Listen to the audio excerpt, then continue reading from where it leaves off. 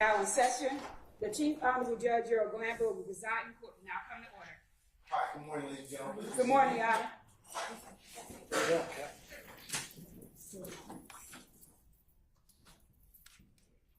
All right, ladies and gentlemen, we are back on the record in the matter of the state of Georgia versus Khalif Adams et al. in 22 SC 183 572. All right, let me go ahead and take roll for today. Let's see, Mr. Stillwell, Mr. Boston, Mr. Shar. Good morning, gentlemen. All right, Mr. Williams, Mr. Steele, Mr. Adams. Good morning. All right, Mr. Kenrick and Mr. Weinstein. Good morning. Good morning. All right, Mr. Huey and Mr. Matthews Jr. and Sr. Good morning. All right, Mr. Nichols and Mr. Garner. Good morning. Mr. Ryan and Misty Williams. Good morning. All right, Mr. Brown, Mr. Uhalski, Mr. Atkins, Ms. Love, and Ms. Hilton. Good morning, counsel. All right. Okay, Ms. Knight, Mr. Kokomo, is he here? No, not yet. Okay, Ms. Haltwinger, Mr. Mansbach. All right, good morning. Mr. Smith? That's right, it is Mr. Smith. He usually sits next to Mr. Brown. That's why I usually kind of get the two of you mistaken, but that's my fault, sir. I'll try not to let that happen again.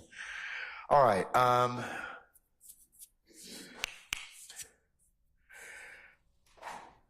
Are all the jurors present, sir? Yes, sir. Okay. All right. Anything I need to take up before we call for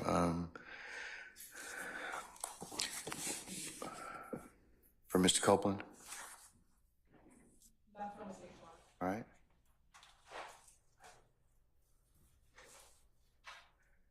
Mr. Steele, you don't have to if you don't want to. I mean, it's okay. I want to. All right, go ahead. I'm just, I don't know what is going on. Last we know, you said we're going to have a hearing with his lawyers.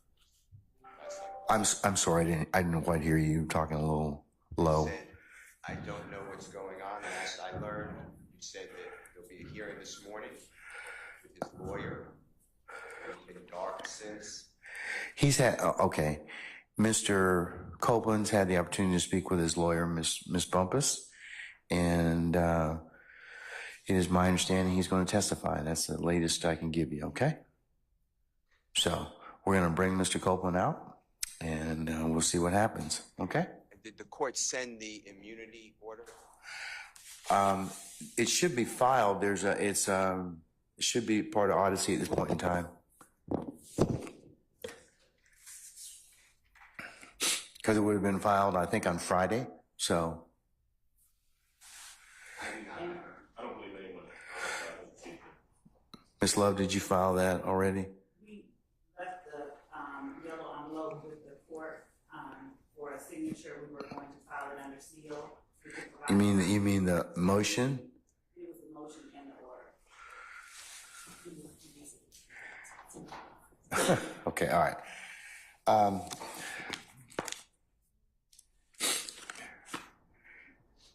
We can give them. Yeah, if you could send them a copy, that'd be fine. Okay. Yes. We're gonna need to send them a copy, so we'll send them a copy.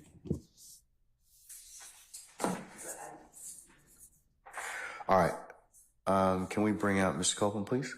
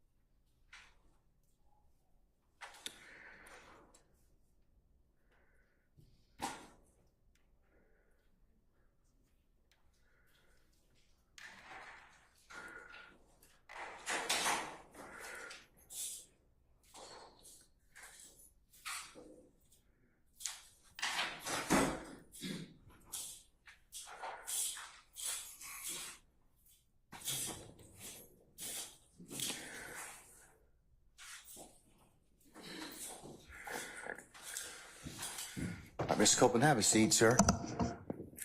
All right, good morning again, sir. Good morning. Okay. Sir, it is your intent to testify today, is that correct? Yes. Okay. All right. Summon our jurors, please, Sergeant Ingram.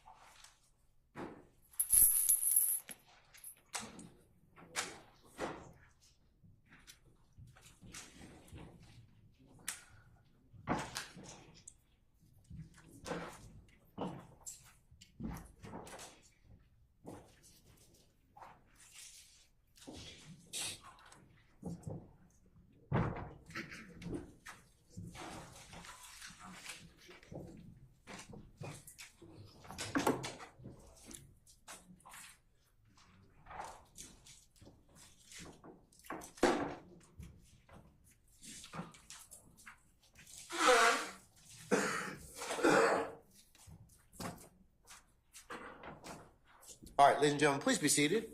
All right, thank you, Sergeant Ingram. Ladies and gentlemen, jury, good morning. Good morning. All right, we're going to go ahead and continue with Mr. Copeland here. So go ahead, Ms. Hilton. Thank you, Your Honor.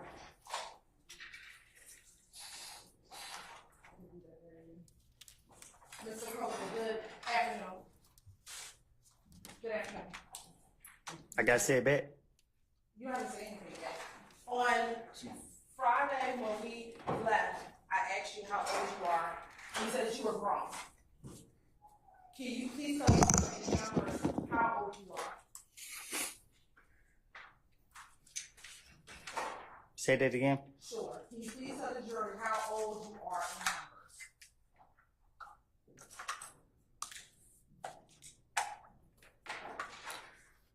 in numbers? 32. And when is your birthday? Say that again. When is your birthday? I'm sorry. When is your birthday? Next month. Is that July? I think so. Okay. And were you born on July 25th? I guess. Okay. Are you from Atlanta? I'm from Canterville. Okay. Is that a section of the city in Atlanta? I guess. You guess? All right. And did you grow up in Mechanicsville? For sure. Did you say for sure? All right. And when you grew up, do you have siblings? Huh? Do you have brothers and sisters? Yeah. All right. And when you were younger, did you live with all of your brothers and sisters? Objection, relevance. Overrule, sir. Yeah. Okay. I want to specifically talk about your brothers. How many brothers do you have? Relevance. Overrule, sir.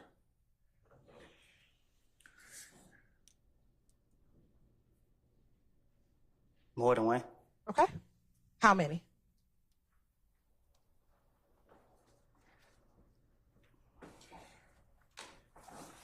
I think 3. All right. And what are your 3 brothers' names? Relevance. Overrule, sir.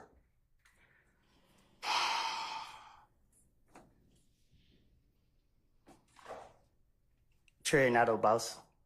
Say that one more time. You said it's fast.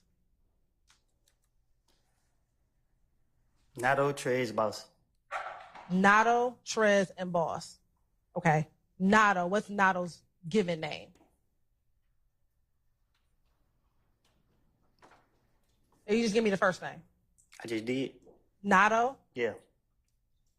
Okay. Trez. What's Trez's first name? Trey's. Is Trez's first name Ron Trez?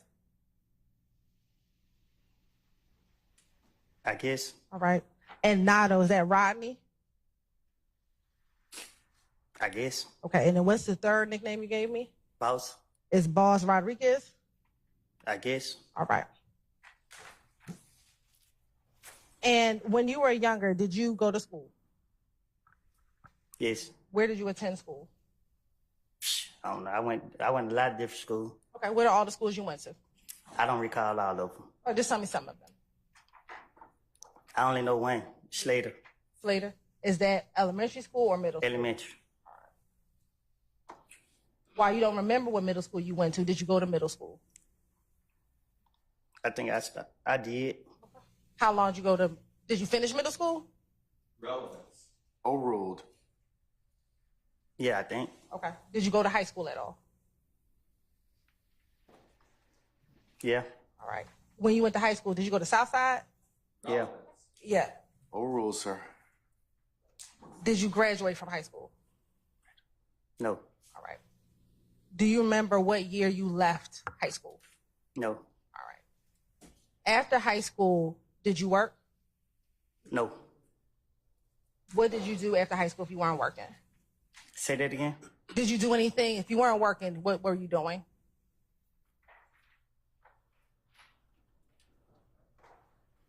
I don't recall. Okay. Are you married? Nope. Are you in a relationship? Nope. Right. Do you have children? You know that. Okay. I do, but the jury doesn't. Do you have children? Yep. All right. How many? More than one. All right. Do you have more than 3?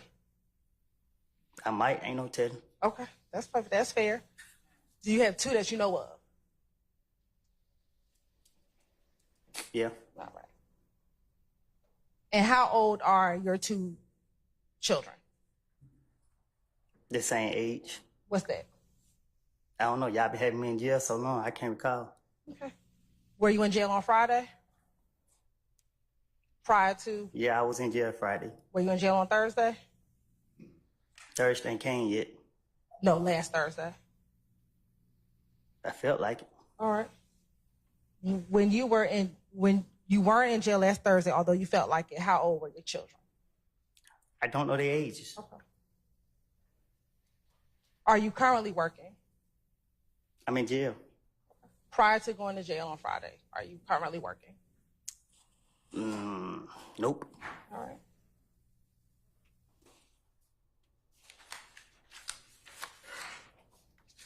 Now, you talked about being in jail, which was on Friday. Prior to any of this, do you have any criminal convictions? Of course. Okay. Do you know offhand how many? Don't keep up with it. Okay.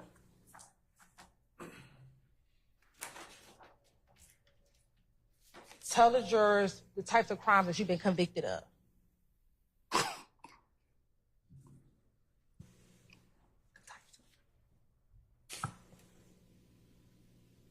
Driving without license. Okay. What else? Driving with suspended license. Okay. What else? Ran in front of police. All right. What else?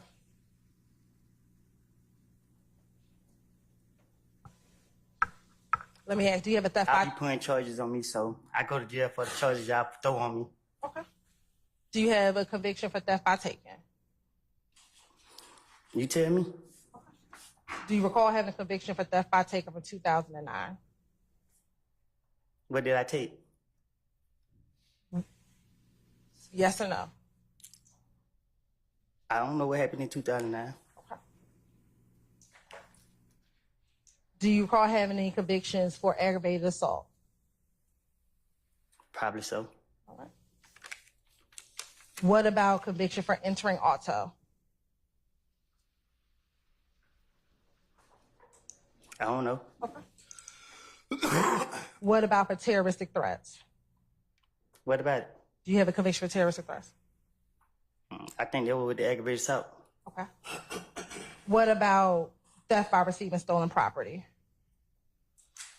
I don't know.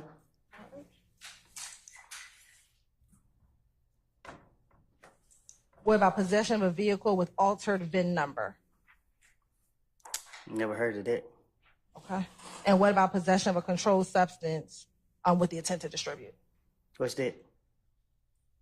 Did you ever take a drug charge recently? Oh, that's the charge y'all put on me. Okay. Did you plead guilty to that? I had to. All right.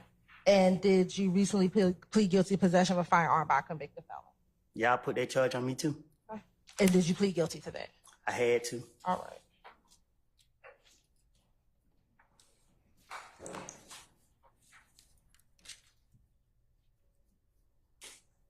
Your Honor, the state's going to tender State's Exhibit 382Y, 383Y, 384Y, and 385 Yankee, Your Honor, as self-authenticating documents. 382Y is the criminal conviction 15 SC. Yeah, Sure.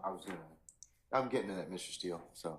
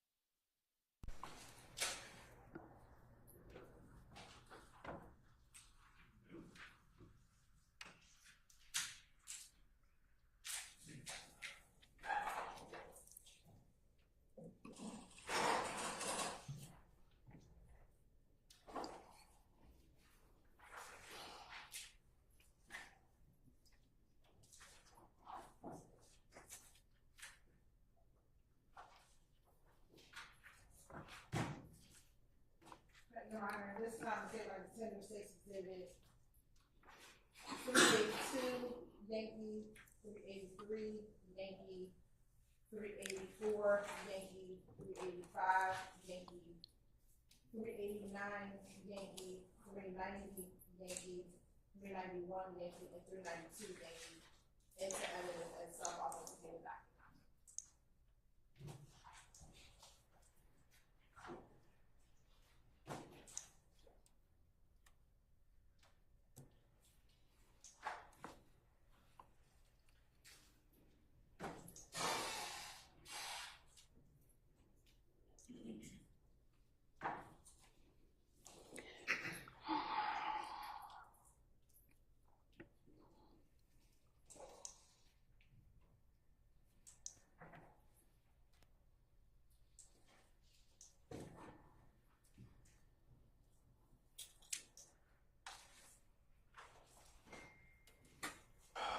Okay, any objections to states 392 Yankee, 383 Yankee, 384 Yankee, 385 Yankee, 389 Yankee, 390 Yankee, or 391 Yankee? Yes, Your Honor. Which one? Just, not a complete objection, but some of those exhibits have strenuous plea forms in them. Okay, well, there's two things. Remember what I told you. There's the plea itself, and then later we'll take up the other stuff. Yeah. Okay, all right. Subject to further ruling, I'll admit 382 Yankee, 383 Yankee, 384 Yankee, 385 Yankee, 389 Yankee, 390 Yankee, and 391 Yankee.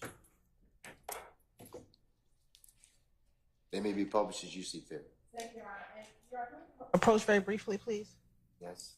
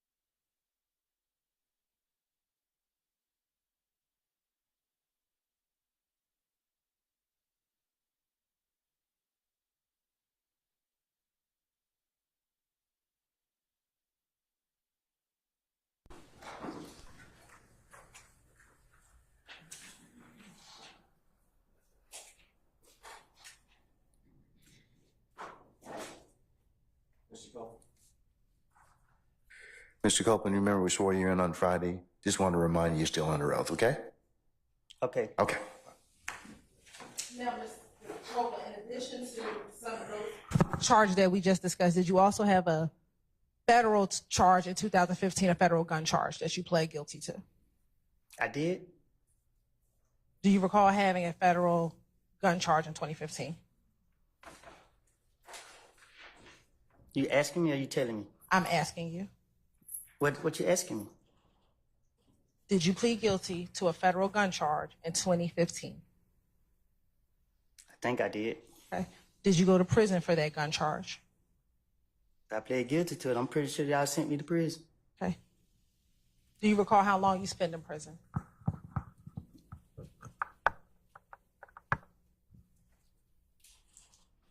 You can remind me? Do you recall how long you spent in prison? No, I don't recall. Did you spend at least 5 years in custody? I think that's what they gave me. When did you get out of prison for the federal charges? When they let me go.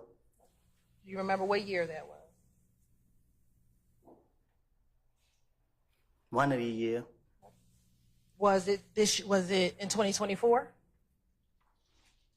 This year ain't. Right. Nah. Okay. Was it last year in 2023?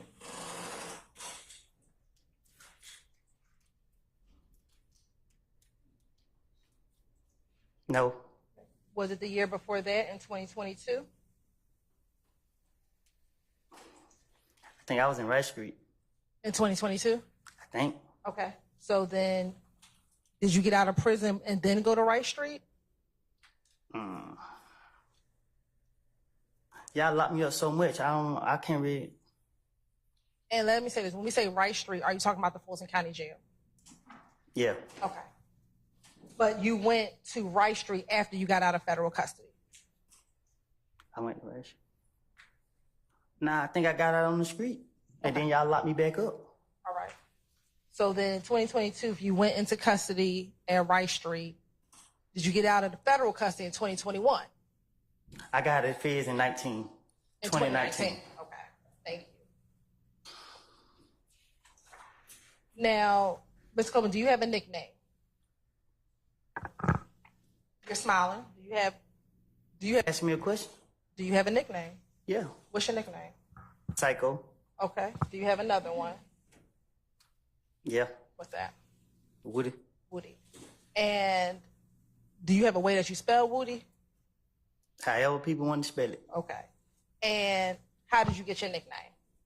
My mama. And when people refer to you, do they refer to you as Kenneth, Psycho, or Woody? All three. All three. Which one do they use the most? Objection, Your Honor. Relevance. Overrule, sir. That's not an objection, sir. Which one do people? Overrule, sir. He said speculation. Overrule, sir. That's right. People who don't know me that good call me Woody. Okay. And what about people who know you? They call me Kenneth. They call you Kenneth. Now I want to ask you if you know a few people, all right? First, do you know someone by the name of Shannon Stillwell? What's his nickname? SB. Or Shannon?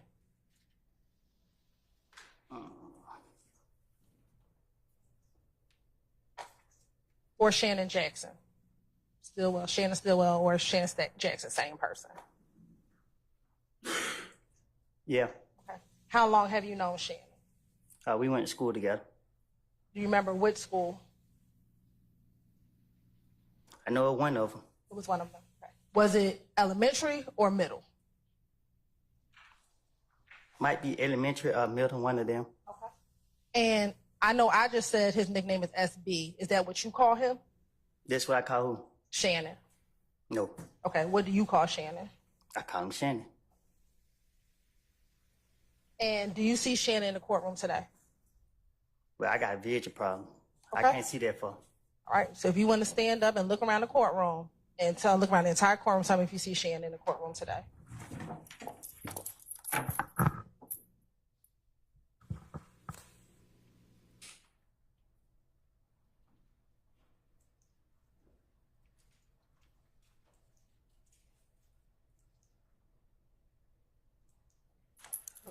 Do you need to sit down? Nah, I give him right here. They ain't had nothing to drink. Okay. Do you want some water? You gonna give me a drink? I'll get you some water. I don't drink water. Well, I don't have nothing else for you. But I will put some water up there for you. Who am I looking for? Shannon.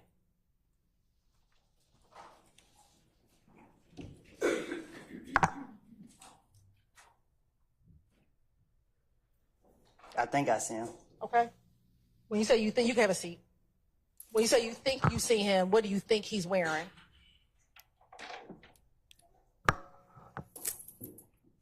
Look like he wearing gray over there.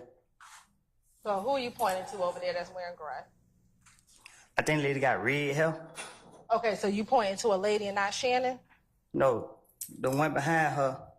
Okay, so you're saying you believe that the person behind the lady with the red hair is Shannon. Is that what you're saying today? Well, it looked like her. Okay. Does anybody else over there look like Shannon?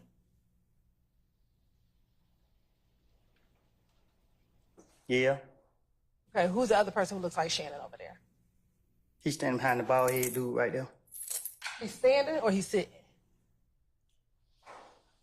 Sitting down, I guess. Okay. What's his hairstyle? Bald head. So you're saying Shannon's the one with the bald head, or he's sitting No, behind he's sitting him? behind the dude with the bald head. I think that's him. Okay. It's two people with dreads. I can't see I just see dreads. Okay.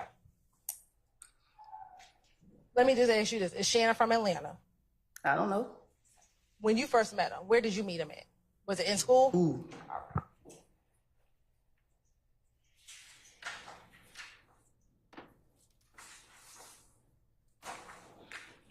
While y'all were in school, did y'all develop a friendship? Nope. Okay.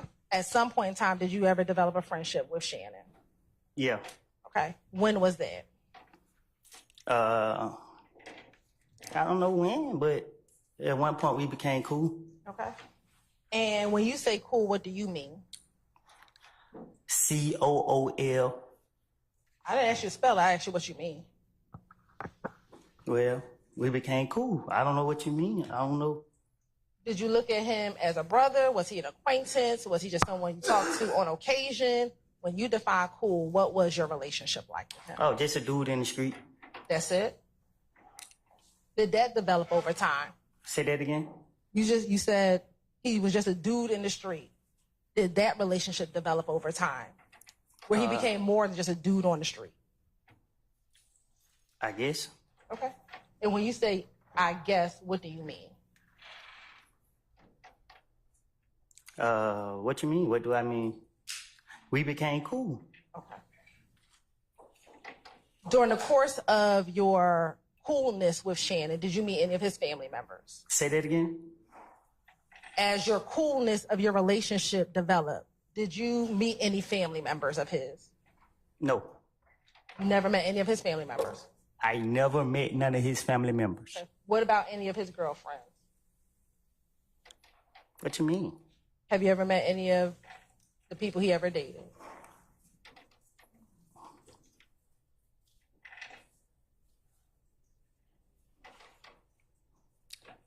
I don't know how he seen him, but I done seen him with girls. Okay. So you met some of the people that he may or may not have dated? I guess. All right. Now, when y'all were cool and you would see him in the streets, how often would you all hang out with each other? What you mean? How often would the two of you spend time with each other? You gotta be specific. Sure. Would the two of you go out? I go out with anybody, even you. I'm not asking about me. I'm asking about Shannon. Would the two of you go out? We have went out. Okay. How often have the two of you gone out? I don't know. Is it more than, let's see. You said you met him in middle school. You're 32. So roughly over the course of 20 years. No. No, you have not gone out with him? I met him after me and him went to school, we never hung. I met him in 20 what? I met him in recent years. After we left school, in school we just knew each other. We didn't. Y'all didn't hang out with each other? No. So about how old were you when y'all began hanging out with each other? Most of our, whatever you're trying to say, I was in jail. Okay. So. But prior to you going to jail, did you hang out with Shannon? I said yeah to that. Okay. So my question is, if we're in 2024, I want you to think back, your earliest memory outside of school when you would first start hanging out with Shannon. Thinking back, all I remember is being in jail most of the time.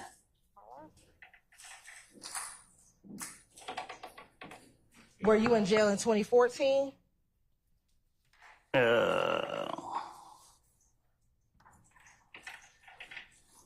I've been in and out. Okay. What about jail in 2013? Yes. Okay. Were you friends with Shannon when you were in jail in 2013? I knew him. Okay. You knew him? Are you saying you didn't hang out with him, or you just knew who he was? Yeah, I knew who he was. I think that, I think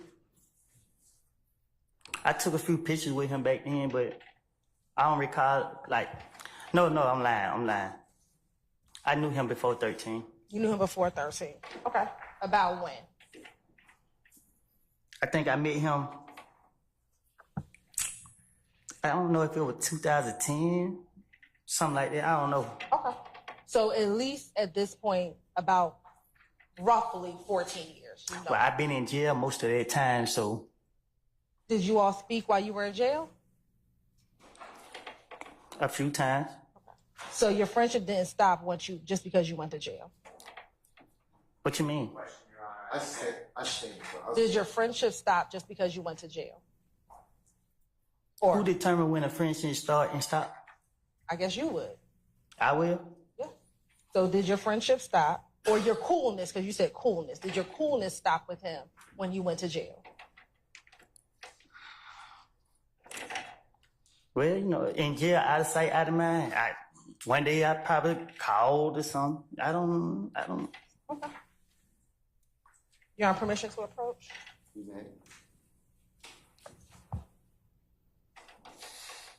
Hey, Judge, Sir. I'm hot. Can I take this sweat off? Yeah. We have to go into recess for school. We'll do it right there. You want to recess? Can we just we're going to recess, ladies and gentlemen, maybe about 5 minutes, okay? All right. All rise.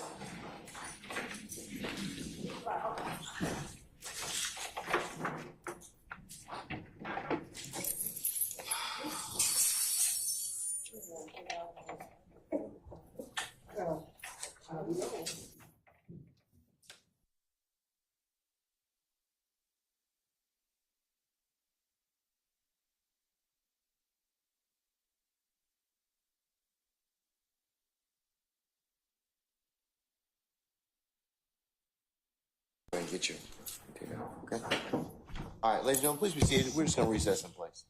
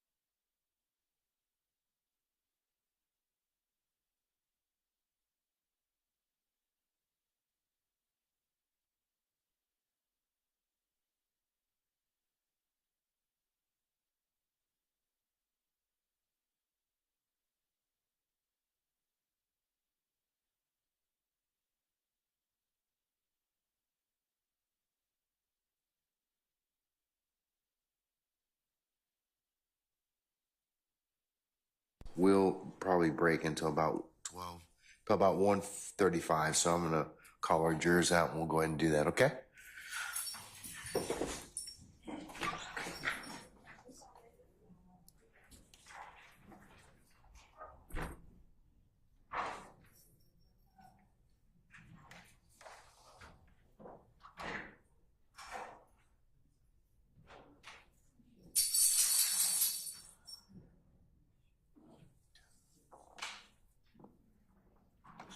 All rise for the jury. Stand for.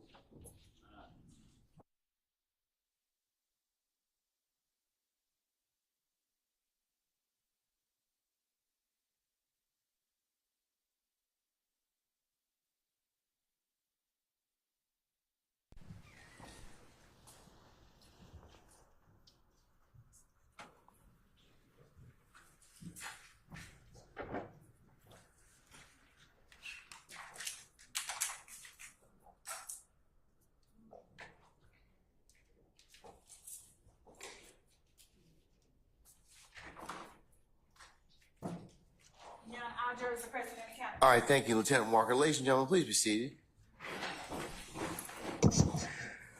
Ladies and gentlemen, jury, we've had to take up some ancillary business, and it's the lunchtime hour at this point in time. So what I was going to recommend we do is break until 1:35, come back at that point in time, and then we'll continue the afternoon. All right. All right. Okay. So we're in recess until 1:35. All right. All rise.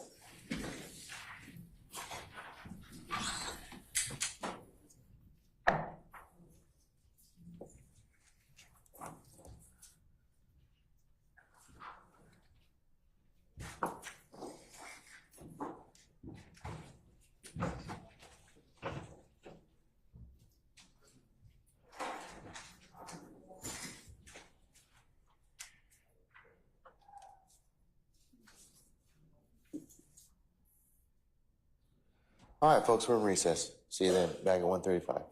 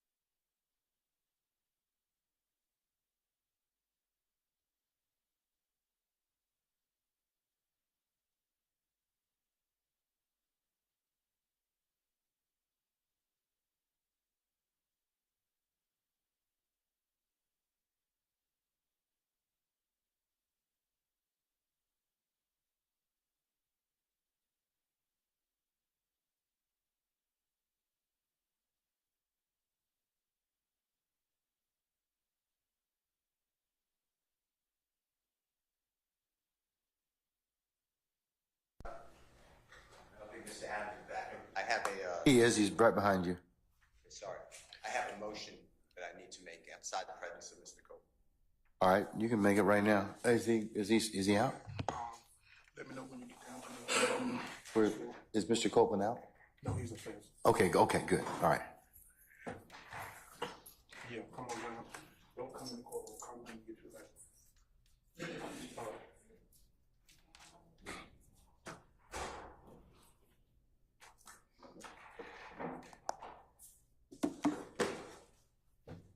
Thank you. Oh, go ahead. The way I understand my constitutional obligations, pursuant to the 6th and 14th Amendments of the United States Constitution, the corresponding sections of the Georgia Constitution, I'm required to make a full and complete statement to the court. For the record, and if God forbid this goes up on appeal for the appellate courts or another tribunal, commission, or administrative body, I was told, based upon information and belief, that when we arrived at 8:30, 9 o'clock today, we did not come into your courtroom until almost 11:30. And what I found out just recently, this is not waived, is that supposedly in chambers, this honorable court reporter at times, honorable court at times, district attorney or district attorneys from the DA's office, as well as investigators, sheriff deputies, Mr. Copeland and his counsel met together. None of the defense team, to my knowledge, was aware that this was going on. It was told, based upon information belief, that it was told to the district attorneys that Mr. Copeland intended to plead the Fifth Amendment. Then I was told, based upon information belief, that Adrian Love, the lawyer for Mr. Copeland and this court, were together, and Ms. Love made representations that John Melnick supposedly spoke with some attorneys for the accused and wrote an email to Ms. Love, to Adrian Love, stating that Mr. Melnick does not represent the witness, and that Mr. Melnick wrote an email saying F you, and then somehow that email was CC'd to me. That never. Mr. Steele, can I interrupt you just a second? I'm kind of disturbed because that's ex parte. All that was an ex parte conversation. How did you find out about any of that? Well, I'm disturbed too, and the reason I'm asking you a question. How did you find out about it? I'm going to ask you the question. Okay. Scuttle, if you look at SCUDDER versus State, which is 298 Georgia, 438, it's Division 2, 782 Southeast 2D 638, 2016. Our highest court says when a court meets, because Mr. Copeland comes in, meets with the court supposedly made statements, which I assume is somewhat accurate based upon what you just said. We're entitled, Mr. Williams and every other person wrongly charged here is entitled under the Georgia Constitution to be present. That's a critical stage. It's just like when you meet with me, and you and Mr. Adams meet with me, and others have met with me. It's those were ex parte for a lot of different other reasons, but I will certainly note that for purposes of record. Well, I'm going forward. What I was told was that Mr. Copeland said. And you haven't answered my question yet. I'm not going to answer that question. You're not? No, I will not answer that question. Why will you not answer that question? Because I want to make sure that what I say is accurate, and I'm not trying to get anybody else. I'm asking you, how did you get this information? I'm not telling the court. What I'm saying is based upon information. Okay, well, listen, if you don't tell me how you got this information, then you and I are going to have some problems. We can have this. I have problems right now. Okay, I know. Look, I don't want to know about your problems, okay, at this point in time. All I'm asking you at this point in time is, how did you come upon this information? Look, if the case gets reviewed, the record's going to be available for our appellate court and for whatever reason. But it's disturbing that how somehow you have surreptitiously gotten information in regards to the court's private ex parte conversations with a party. I mean, a party, yes. A witness who was sworn in Friday. The court's telling. This is what I was told. If this is not true, not true. This court handed Mr. Copeland. Tell me how you got the information. Listen, whatever you want to do. Tell me how you got the information, then we can go ahead and go forward. I'm not going to say that. What I'm going to say is this. I was told, and I hope this concerns the court. It concerns me that you have proprietary information. Why is it or proprietary? Information that you should not be having that was ex parte. Why? With a party. Why? State of Georgia. How about the witness? How about Mr. Copeland, who supposedly announced he's not testifying and he'll sit for 2 years, and then supposedly this honorable court, okay. or excuse me, let me rephrase that. This court supposedly said, I can hold you until the end of this trial. Ms. Hilton supposedly said, actually, all of the defendants and then all 26 people are disposed of. If that's true, what this is coercion, witness intimidation, ex parte communications that we have a constitutional right to be present for. So I understand that you're upset towards me, but I don't know what I did. Mr. Steele, I still want to know, how did you come upon this information? Who told you? What I want to know is, why wasn't I there?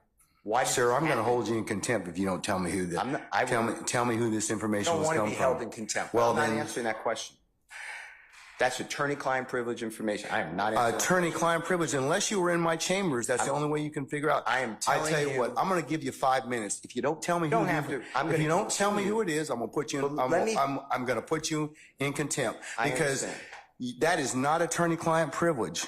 Attorney work product privilege. I am not. How did you get that information supposedly from my chambers? Did somebody tell you? I'm not. You should have told me. You got 5 minutes. Well, I don't need it. I want to continue. You got 5 minutes? This is what I was told. Mr. Copeland made statements that he admitted to killing Donovan Thomas and was. Don't take my notes. No.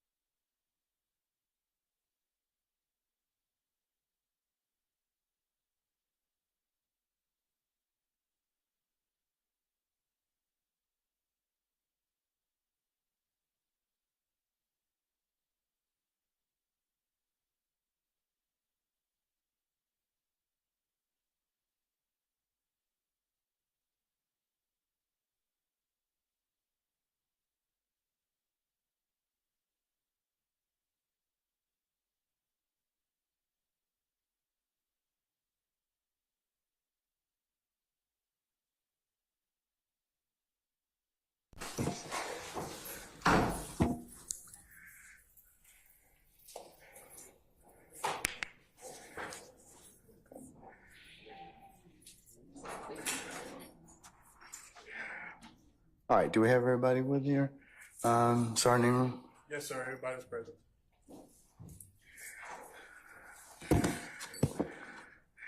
Okay, Mr. Steele, would you take the podium, please, sir?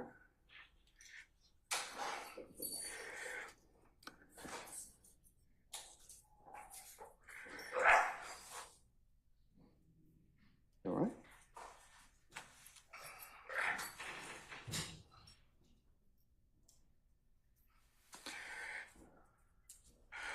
All right. Mr. Steele, before I recessed, I asked you, how did you get this information? And it is not covered by work product. There's only one way you could have gotten it. So I'm going to ask you again. And I respect that. And it gives me no joy, but as you know, Georgia Rule Professional Conduct, please check me. Rule 1.6, comment 5 reads, and this is what I have. 1.6. I know what the rule says, but here's the thing. Well, let me just. You need to please tell me who you got it from. I'm not asking you sum and substance of anything as of yet, okay? But I need you to tell me how you got the information. If you don't tell me how you got the information, I'm going to hold you in contempt. I understand, and I don't want to be held in contempt. And I don't want to hold you in contempt, but this is so sacrosanct to have a conversation in my chambers parroted to you and others. It is that serious. Yeah. And that's why I raise it. It is that serious that we should have been there, and it shouldn't have happened. Sir, that's a whole separate issue, and that's why ex parte conversations are recorded. Why would it be ex parte? You're acting like it's ex parte under seal. It's ex parte. It's ex parte because that's what the state asked me to do. It's just like when you asked me for an ex parte conversation. I've never asked this honorable court or any court to meet with me and a witness. Sir, you're straying off the issue. I'm not. The issue is how did you get this information? I understand the issue. I promise you I understand it. But what I'm trying to ask you is, if you look at comment 5, this is how I understand the law. You cannot you can't violate something and then use privilege. Okay? I'm not violating anything. Okay, but that's why I'm saying, how did you get information? But just listen to what I'm trying to tell you. You're threatening me with contempt. The privilege in 1.6 would occur if you were in the right place, right time to begin with. You weren't. Let me tell you, I'm just reading from it. But if I'm reading it wrong, I'm not trying to. It says 1.6 applies not merely to matters communicated in confidence by the client, but also to all information gained in the professional relationship, whatever its source. So you're asking me to break, you're ordering me, maybe, you're asking me, I'm not saying you're ordering me, but to give you information, and you're saying it's not substance, but I'm telling you I can't do that under the bar rule. All right, well, I'm going to hold you in contempt.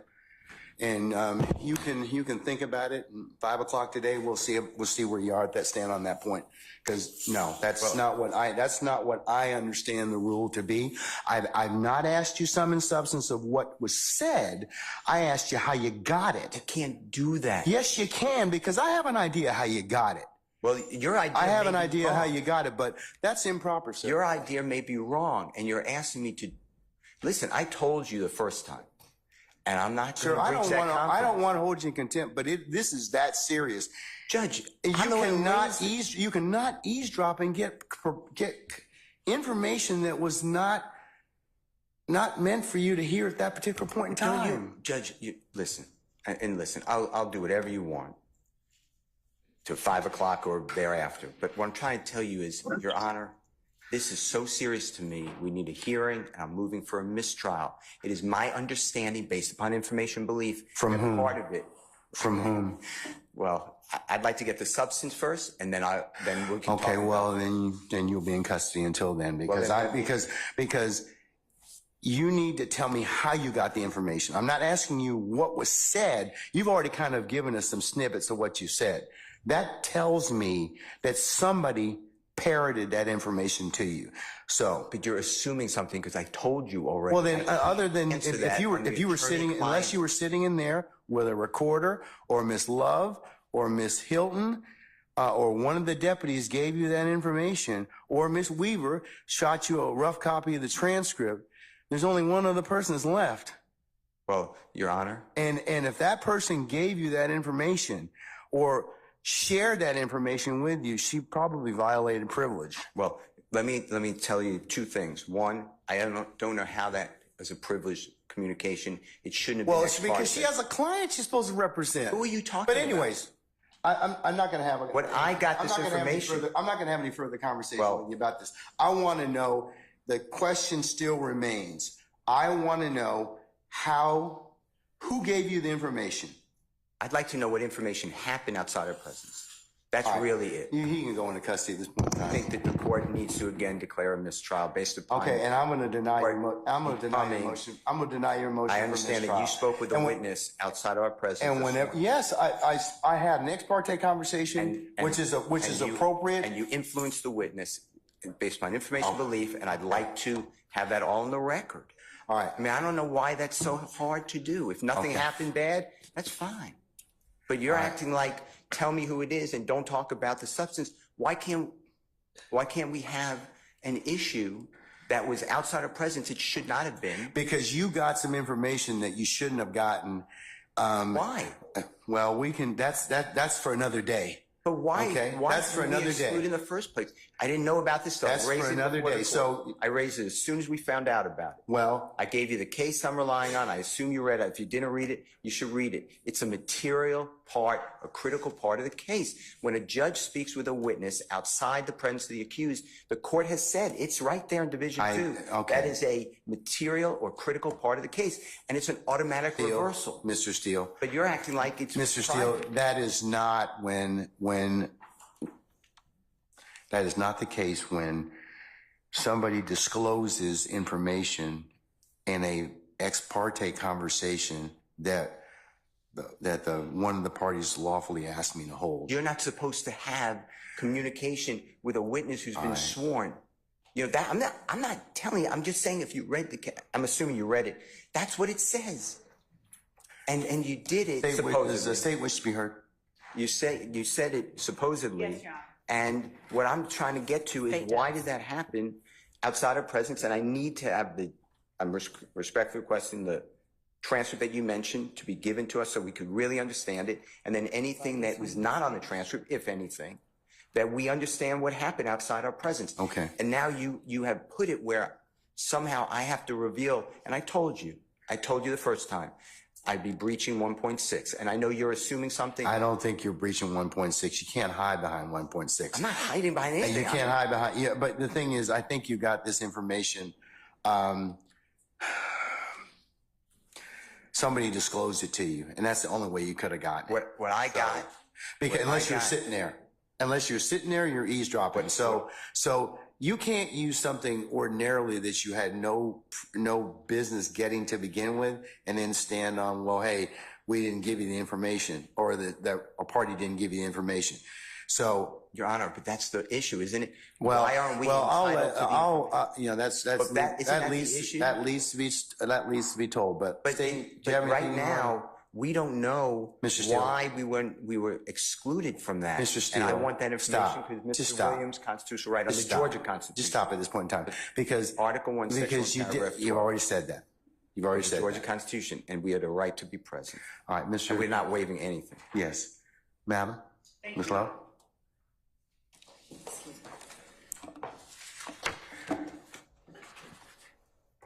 And Your Honor, excuse me.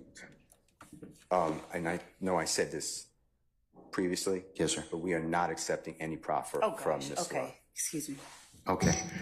All right. Yes, ma'am. Your Honor, I am disturbed by Mr. Steele's representations to the court.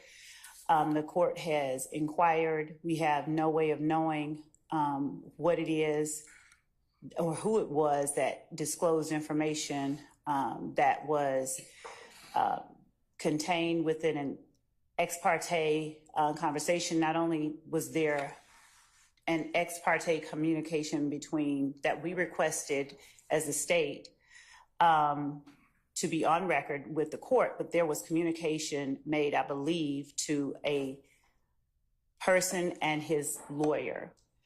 I don't know that the reason that counsel took the podium was to address that particular issue so much as it was to try and assert an inaccurate, what he calls fact, and put it out there in the open as if it were true. But we certainly have the right to request ex parte communications. That's why we ask that the court reporter be present. This is a matter that the defendants did not have a right to be a part of, as this was a matter regarding a civil contempt that the court imposed upon a person for not obeying the court's directive.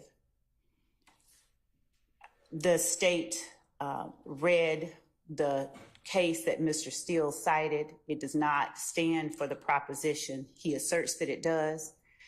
And regarding further legal support for our position, we would provide that to the court, but we are more concerned that information that is disclosed in an ex parte setting gets relayed to the parties who are not privy to that. The whole purpose of the ex parte request was so that that did not happen.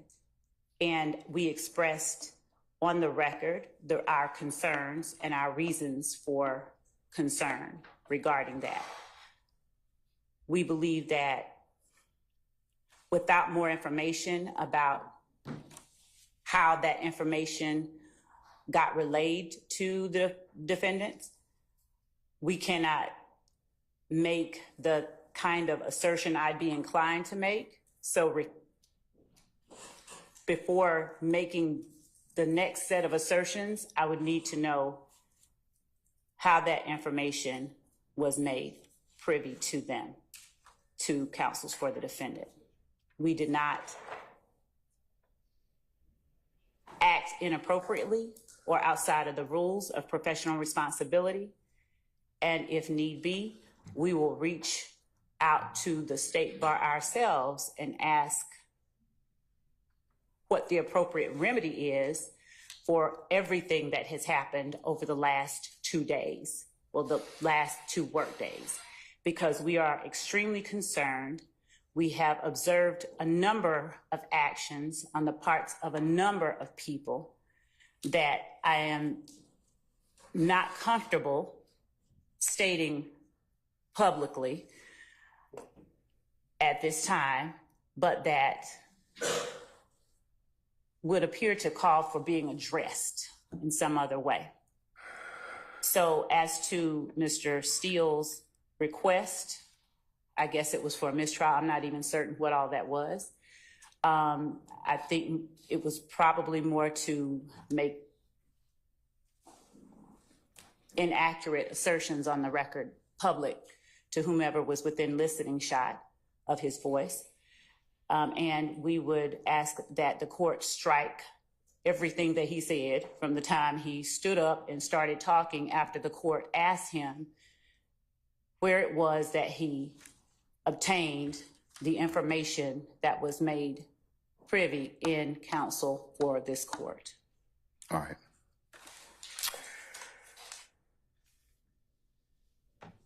And regarding Rule 1.6, Your Honor, we read 1.6 as understanding there. 1.6 in no way shields Mr. Steele's answer that the court requested he give. Rule 1.6 has to do with attorney-client privilege, and that is information that Mr. Steele obtained from his client regarding whatever matters. I don't know if the information was leaked to his client from someone who was in chambers or if the information was leaked directly to Mr. Steele. In either event, it is concerning and in no way falls under the protections of Rule 1.6. If the court would allow me a moment. All right.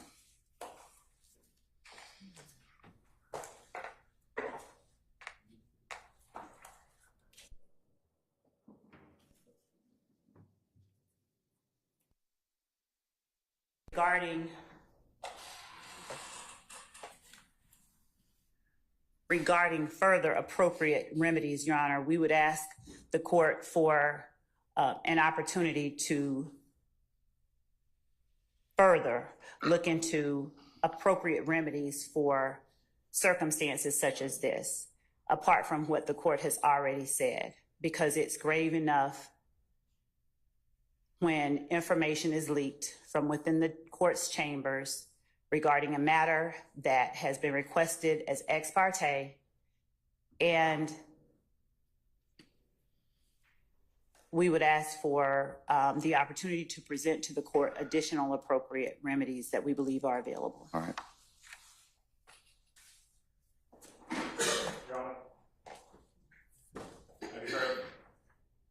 Sure. And Your Honor, also, unless it's Mr. Adams representing Mr. Steele in the capacity as someone who has been held in contempt, Mr. Steele just argued whatever it is that they are trying to argue based on information we believe illegally obtained from the court's chambers. I represent Mr. Williams, and my statements are in regards to my representation of Mr. Williams.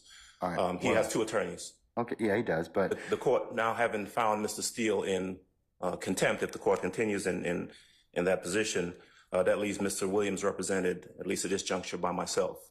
That puts me in a position of making sure the court is aware that I'm in receipt of the same information that Mr. Steele received. I'm of the same opinion that the court has engaged in behavior that I believe compromises and corrupts the continuation of this trial. I do believe that we are entitled to and should receive a copy of the transcript so that a full investigation can be made as to what we believe has occurred here. And so I take the same position as Mr. Steele. I am asking for a mistrial, as he did previously, and I'm telling the court that I do not believe that we can proceed at this point based upon the information that we've received. all right. So, And frankly, I don't believe the state has any say in that. My statements are in regards to my representation of Mr. Williams, and if Mr. Steele is going to be held in contempt, I have exactly the same position. I also do not. well, believe I asked him, so I didn't ask you. Yeah. So, but I'll leave it at that. Okay.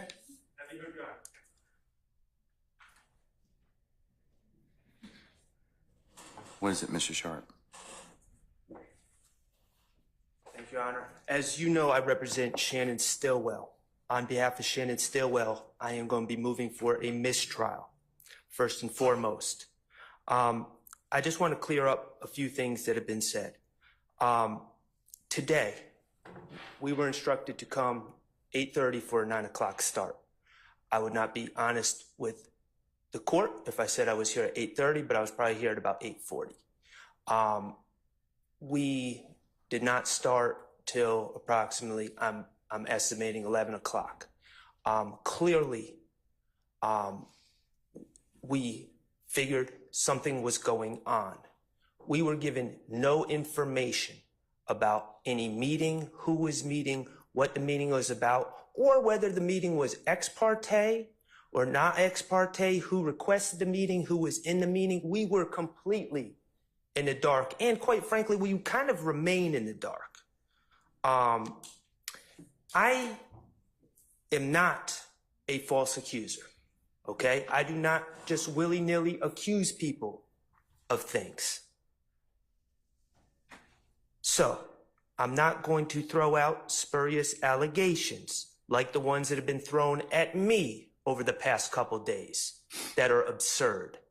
But I will say, Your Honor, what I do know is just based on what we've heard over the last 20 minutes, it appears there was a meeting that I knew nothing about that involved Your Honor, the district attorneys, and a witness who had been sworn in. My client was not given an opportunity to be present at this critical stage. This was a critical stage in this trial. That error is a foundational structural error in this case, and it is the cause for an immediate mistrial. Additionally, Your Honor, I believe that this meeting, again, I'm going to ask for the transcript and I'm going to ask for the recordings as well, should they exist. But I believe that this meeting with a witness without us present may have made the district attorneys and or Your Honor a witness to this in this case, a material witness in this case. And finally, Your Honor, I'm going to ask for as soon as possible, I'm going to ask that these proceedings be halted until we can obtain an accurate final transcript for what occurred where none of the defendants or defense counsel were present for, and also the recordings of that meeting so we can see where we are. Again, I'm not going to sit up here and make false accusations or spurious allegations, but I do think we need to figure out what happened. We need to be in the know and not in the dark about what happened when a meeting occurs with a witness that has been sworn in and we're not invited to the party. So those are my requests, Your Honor. I think it's necessary at this time to put a halt to these proceedings. I am moving for a mistrial. I have not waived anything. I just found out about this information. It is timely, and that's our stance, Your Honor. Thank you. I've noted your motion for mistrial. It's denied. Okay, same thing. You want the Harvey? Okay, all right. Okay, Mr. I'm adopting all of the statements. All right. Good afternoon, Your Honor. Carlton Matthews here on behalf of Mr. Mark Williams Huey. Okay. We are also adopting all the arguments that have been made by All right, sir. Steele, by Attorney Keith Adams, by Attorney Max Sharp, by Attorney Douglas Weinstein. We also, Your Honor, we were here at the appropriate time, and when the court did come out, we were not made aware that there had even been an communication that was had, that was on the record, just in the point of just letting the parties know that there had been this particular meeting. I had my suspicions that that was likely what was going on, but I could not reduce that to a fact. When the court came out, the court just got started. We believe that based upon, again, ex parte, we don't have to know the substance all the time. Just the fact that there was that meeting, Your Honor, would have at least put us on some notice that there was something that was going on, even beforehand. I thought that would have been the appropriate move, but nonetheless, Your Honor, I'm asking the court for mistrial. I believe that it's appropriate here under these facts and circumstances. Thank you. All right, motion for mistrial denied. Ms. D. Williams? All right, thank you, madam. Motion's denied. Mr. Garner?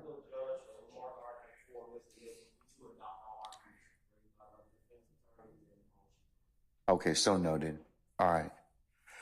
Okay, Mr. Steele, last time, who told you? All right, Mr. Steele's in custody, and once he clears the area, we'll go ahead and get started. If by that point means that we'll get started and resume the trial, Your Honor. Yeah, we're going to continue. I'm not caught nothing. I'm not going to participate in the trial without the Steele and You don't have that luxury at this point in time, sir. You don't. You don't. without the court addressing. You don't have that luxury. You don't have that luxury at this point in time. You don't. Without the court addressing the issue that we believe is germane. Sir, you all are really getting yourselves cross purposes at this point in time. I don't believe so. Sir, I'm telling you, you are at this point in time. You made some things out of nothing. I think that you're on very precarious ground at this point in time. So I'm telling you at this point in time, he's in custody. We're going to go ahead and start. You can represent Mr. Williams. That's okay. That's fine. I'll take up the other stuff as needed, but I'm not going to take it up right now. Respectfully, I will not. Say again? Respectfully, I will not. I cannot. Sir, you have, well, you're gonna have to do the best you can at this point in time, because you don't get to extort the court. That's what you're attempting to do at this point in time. Sir, yes, you are. What you're trying to do is, I'm not going forward if I don't get this. You know, it doesn't work that way, Mr. Adams. And I'm telling you at this point in time, I would just kind of govern yourself accordingly. Sir, I'm telling you, as the court, under these particular circumstances, everything will come out as it should. I don't think, sir, I don't have enough information at this point in time to address it. I don't. But I'm telling you at this point in time, there is nothing that was given, said, whatever, this morning that. If there is any accuracy to some of the information that we are. But sir, I don't even know. Your co-counsel won't even tell me who said whatever. Okay. And the challenge I'm having in this particular circumstance is that is such a violation of the sacrosanctness of the court's chambers and an ex parte conversation. You're just glossing over that. You're glossing over that in its entirety. No. It's not, sir. Sir. That's not what happened. That's not what happened. That's not what happened. I'm just telling you, that's not what happened. Judge, respectfully, we are not obligated to simply accept that there's been no violation. We believe that there has been, and the only. Okay, well then you've made your. No, we're not doing that at this point in time. So you'll have a choice to make. All right, take Mr. Steele into custody, please.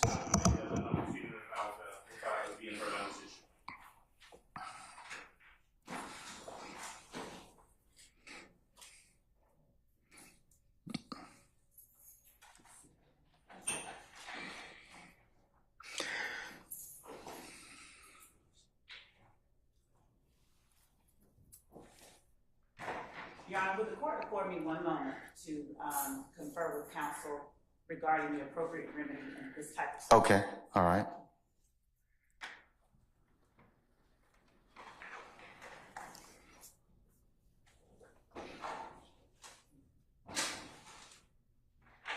May I say one thing, Your Honor?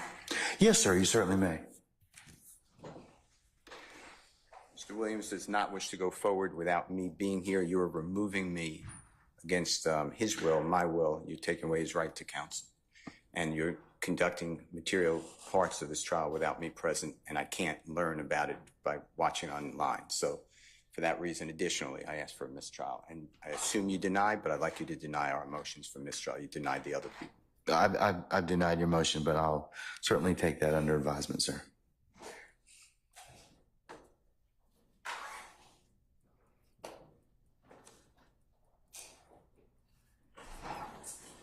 We're going to be in recess for the next 5 minutes.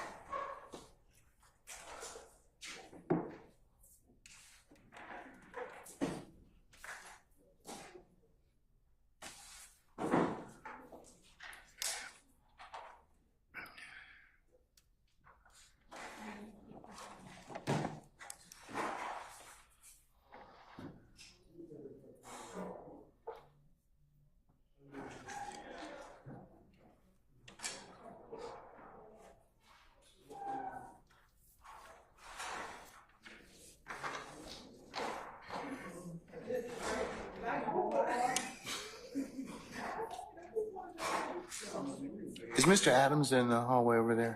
Could you get him, please?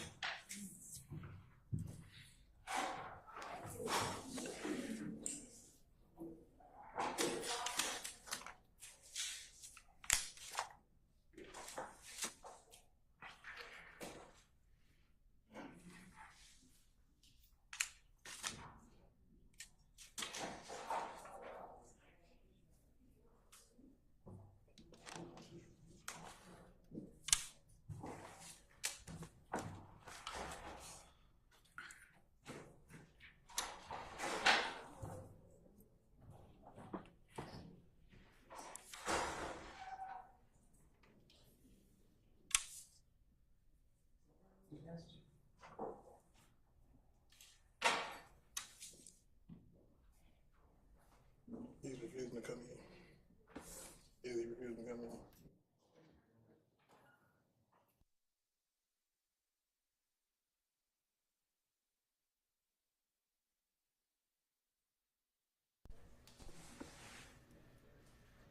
Can we? Tell Mr. Adams to come inside and put some stuff on the record, please.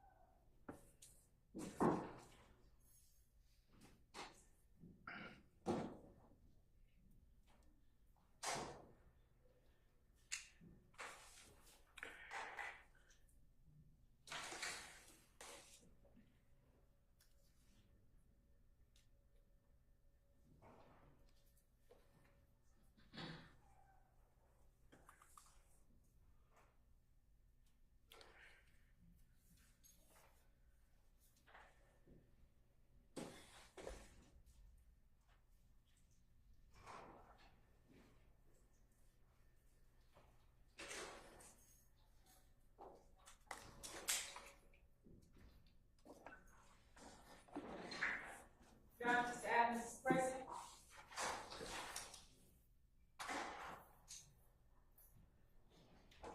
Just hang tight, sir.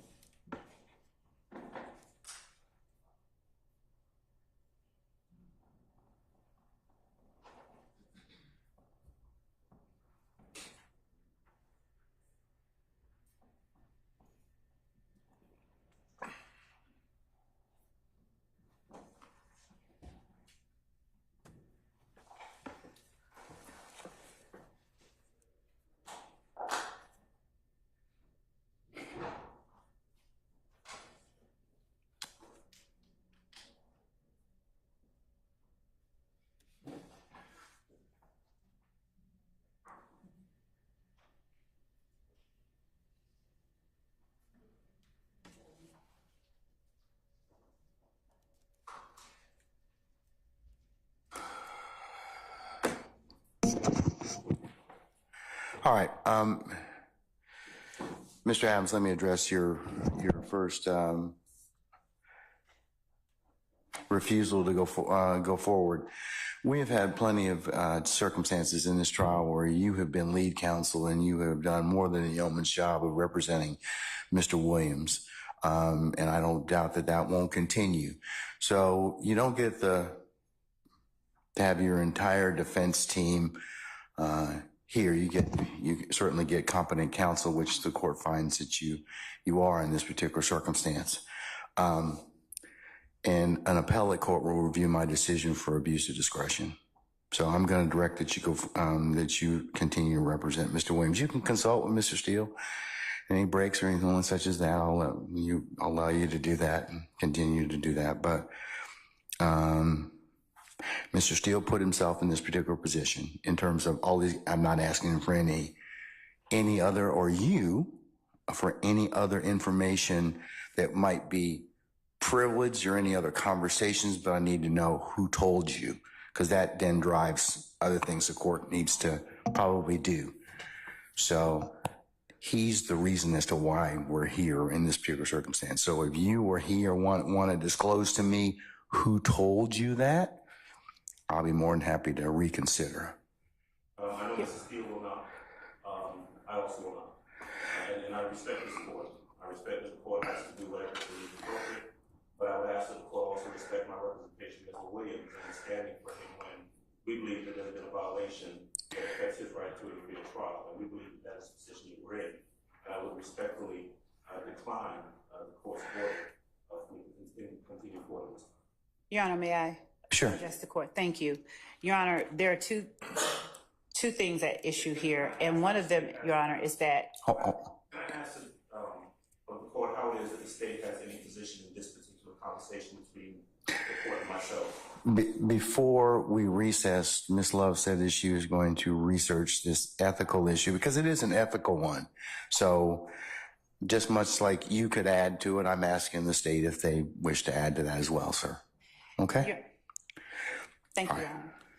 Your Honor, we believe that there are two matters at issue here. One, obviously, is Mr. Williams' right to counsel of his choice during the trial of the case.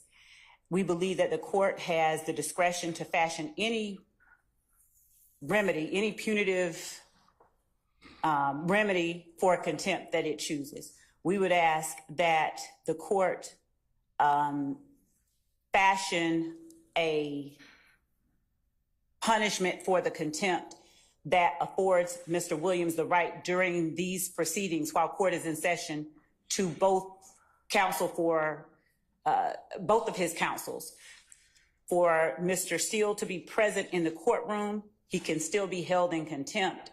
But for Mr. Williams to have representation of both Mr. Steele and Mr. Adams while court is in session, and that the court's remedy does not affect his ability to have his counsel of choice represent him during this trial. We believe that it will need that so far this issue alone has needlessly delayed the trial of the case, and we believe that it may be in someone's best interest and in others not in their best interest for that delay to continue. So we would ask that the court, notwithstanding the finding of contempt, allow both Mr. Williams, Mr. Steele, and Mr. Adams to be present while these proceedings are going on and while court is in session. I think that would be appropriate under the circumstances. And Mr. Steele, certainly I can inquire about before the end of the day if he wishes to disclose that information that I've asked him,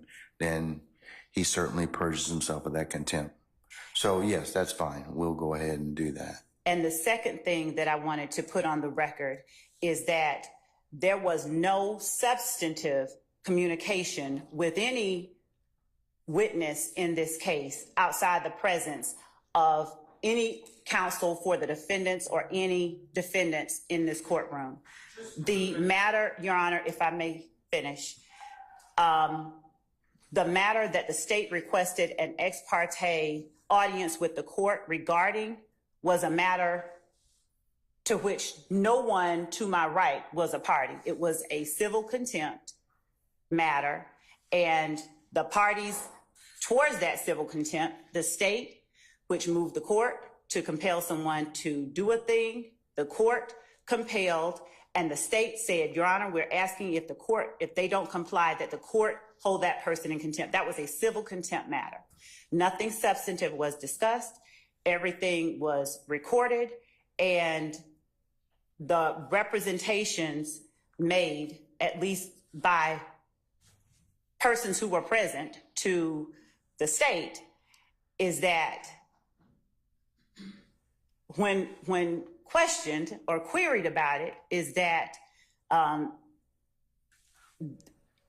that person was told or asked whether things occurred, and that person relayed that no substantive communication took place during that meeting. So that is the second matter. And first and foremost, we just ask that the court again allow both counsels for Mr. Williams to be present when court is in session so that we don't delay these proceedings further. All right, that's fair enough. Thank you. Okay, Your Honor, Mr. Sharp? the ability for the state to paint themselves as the victim constantly in these matters is unbelievable. We are the aggrieved party. Sir, we can't hear you. My client, Shannon Stillwell, and these other young men sitting here as defendants are the aggrieved parties. We were not present. I would like to reiterate. But here's the problem. Here's the Your Honor, can I just Mr. Sharp. Here's the challenge. You got the information in a way that was not lawful to begin with. Sir, that doesn't alleviate the information or make it less valid or invalid. So, because we record these conversations so that they can be reviewed later. We didn't have any conversations that were not recorded. And if you heard of other conversations that were made, I don't know how you would have gotten them otherwise, because somebody had to tell you. Okay, well, all that's great. And like I said, if and when the case gets reviewed, an appellate court will make those decisions. But at this point, my client is the aggrieved party. He was not present.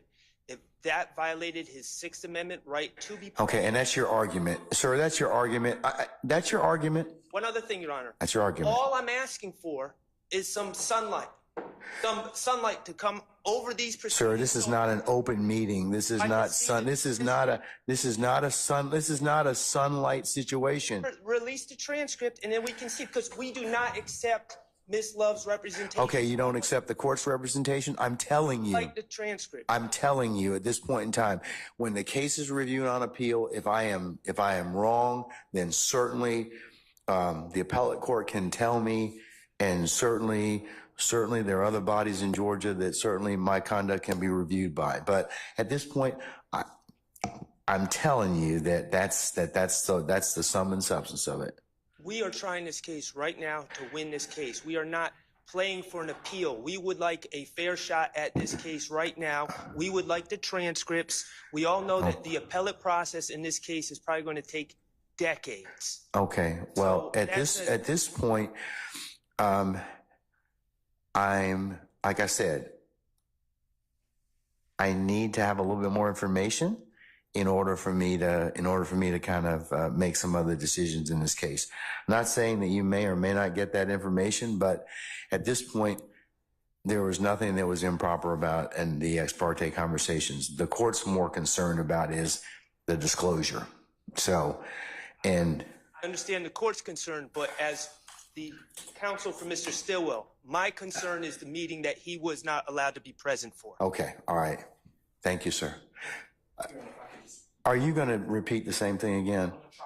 Oh, let's try not to, because the Harvey rule's in effect.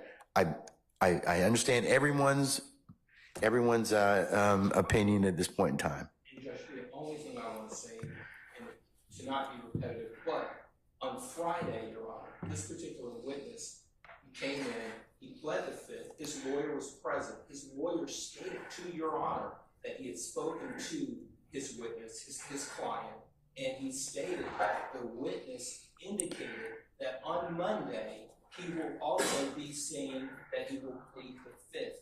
And then, Your Honor, there was a 2-3 hour span this morning, and then he comes on and he says, I'm going to testify. That's why I believe, on behalf of Mr. Huey, that the transcript is important. Okay. Thank you, sir. All right. Let's get Mr. Steele out, please. You can tell him to put his tie back on.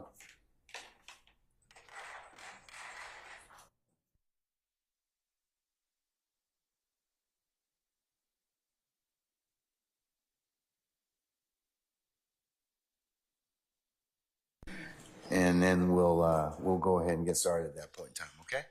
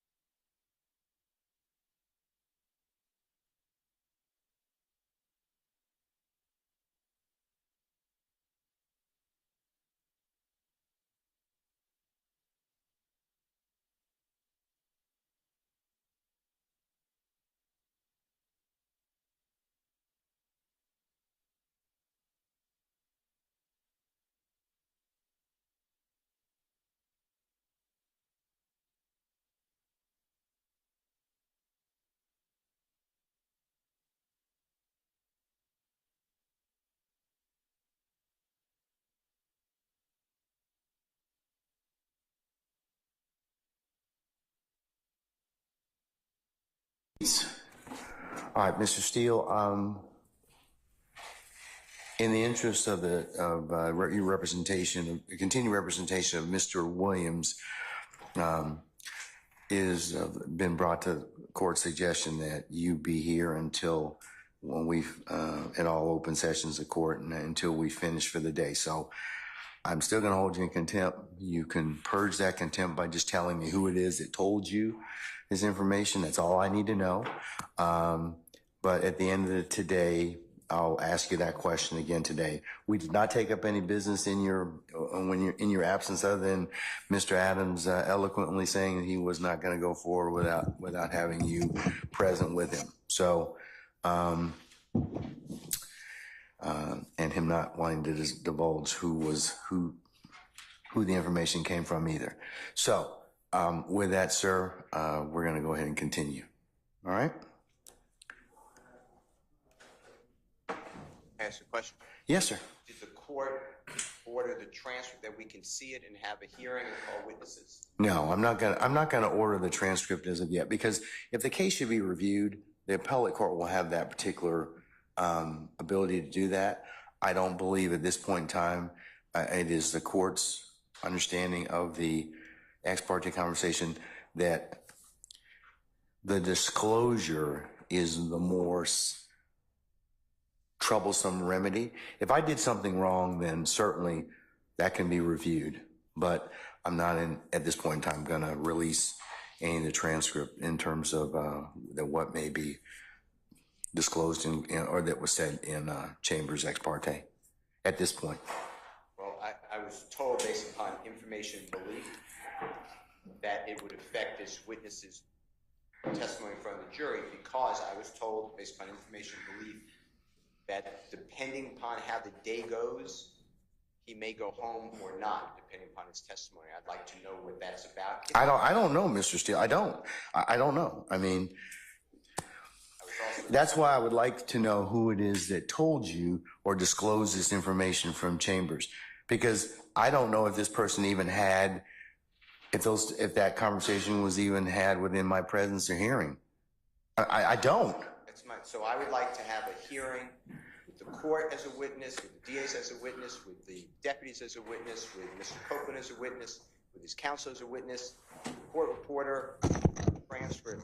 And Judge, I'm not trying to be harmful. Mr. Steele, I think that you're running a very thin professional responsibility line. I don't think you have cover at this point in time. I think you're blowing your coverage at this point, because I do think that somebody told you some things that violate privilege. What privilege? Attorney-client privilege. So, I mean, but that's beside the point at this point in time. We're not going to argue about that right now. I just need, the way you purge your contempt is that you just tell me who told you this. I'm not asking you what was said. But you're indicating what was said. Yes. I want to know who told it to you. And I'm making it based upon information. But I need to know who it is, because that's critical for the court taking remedial steps at this point in time. You're holding me in contempt. No. Yeah, I'm holding you in contempt because you won't tell me who. How could something, I'm not trying to be obstructionist, but how could something be attorney-client privilege if it happened before the court? Well, because if somebody's a represented party and they disclose the information that to you all as parties in this case, that could be a problem. That could be a problem. I don't. I mean, like I said, I don't know what was said to you. I don't. I'm trying to get out what was said.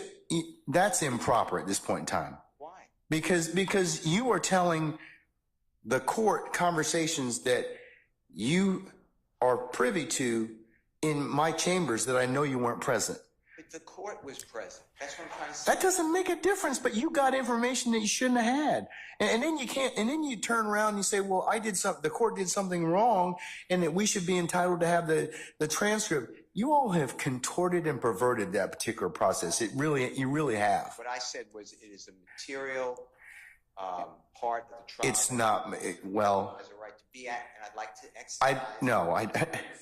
It would be just like if you all in the past have had ex parte conversations with the court. And I won't say about for what. You and Mr. Adams. and others.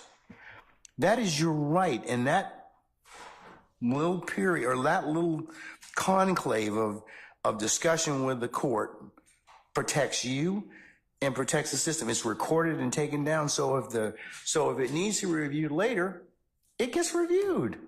But you have made something out of it where I'm kind of at a disadvantage at this point in time. So, because I didn't invite you into that particular proceeding, and I don't think you had the right to be there. Well, all I know is what I told you, and there's more. Okay, well. There's a witness testifying who met with the court and the DAs. That doesn't concern us? Your Honor, Meaning the defense? I think that for an ex parte conversation, in terms of what was said, and I'm not gonna keep continuing to discuss this because the transcript is what the transcript is, and it will say what it reflects. It really will, and the court will stand by that. But the other conversations that you may be privy to or may have been disclosed to you, they're troubling. They are. That's why I've got to find out who it is that disclosed that information. So you have the keys to your own contempt. I don't want to hold you in contempt, sir. I don't. I'm not asking you to tell me what was said between the two of you, but I do need to know who told you. So if you're willing to tell me that, that's fine. That will purge your contempt. If you don't want to, then, I'll unfortunately have to look at and waiting to get that information. So you can let me know.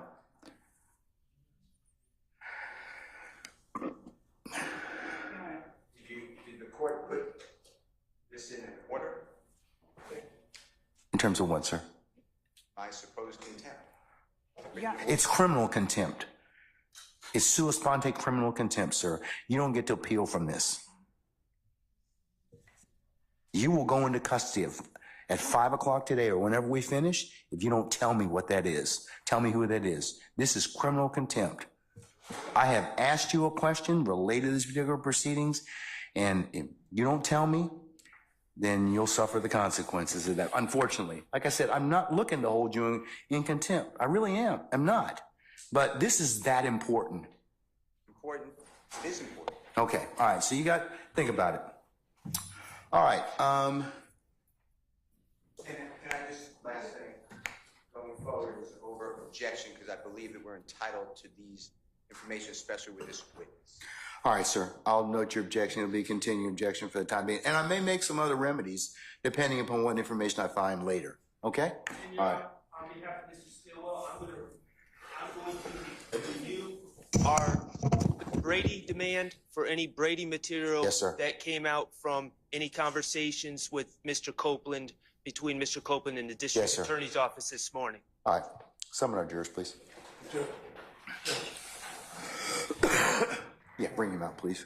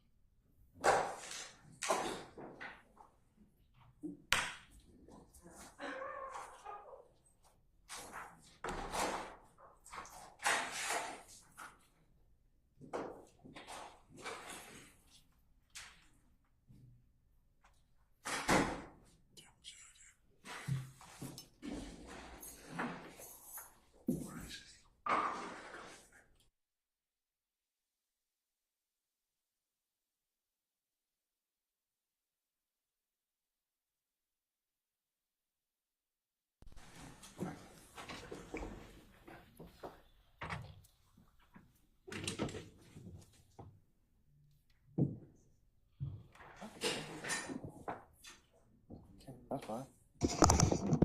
Summon our jurors, please.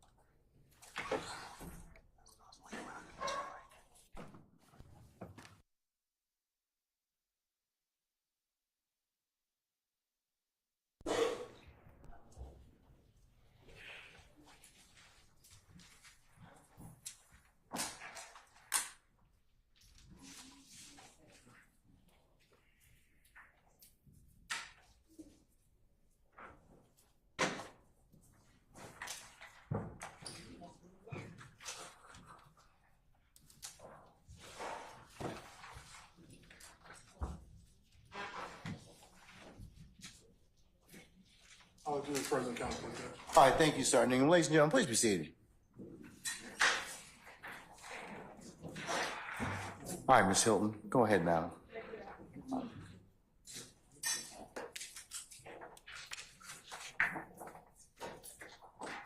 Can you hear me? Can you hear me? Okay. When we left after court, I'm going to approach you with some items. Your Honor, may I approach the witness? You may have shown those to counsels already. Yes, these are what they saw right before we took lunch. Mr. Copeland, I'm going to show you what's been marked as State's Exhibit 350Y, 351Y, 342 Yankee, and 356 Yankee. Can you take a moment and look at those pictures?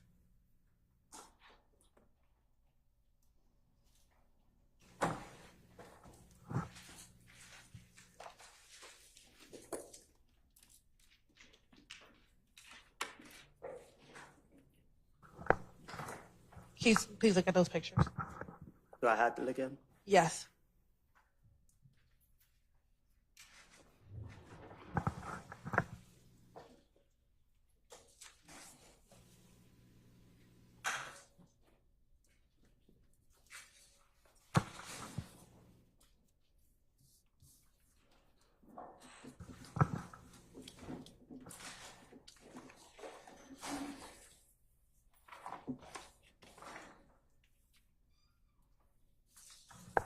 I'm going to start first with State's Exhibit 350 Yankee. Tell me if you recognize individual in State's Exhibit 350 Yankee.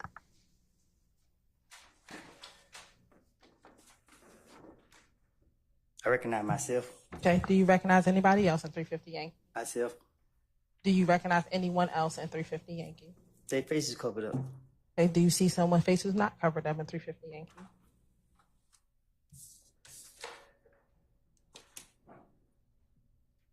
Yeah. Okay. Do you recognize who that person is?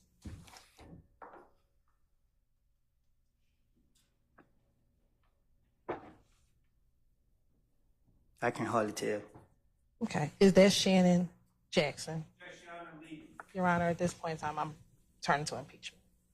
Oral, sir. I'm also going to object to showing the witness altered photographs. Your Honor, it's based upon the court's previous rulings. Not based upon it. It's not. Let me see it. Can I see it, please?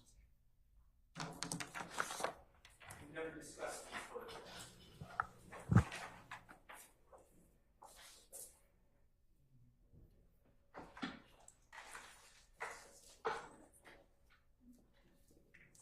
Chris, do we have 350?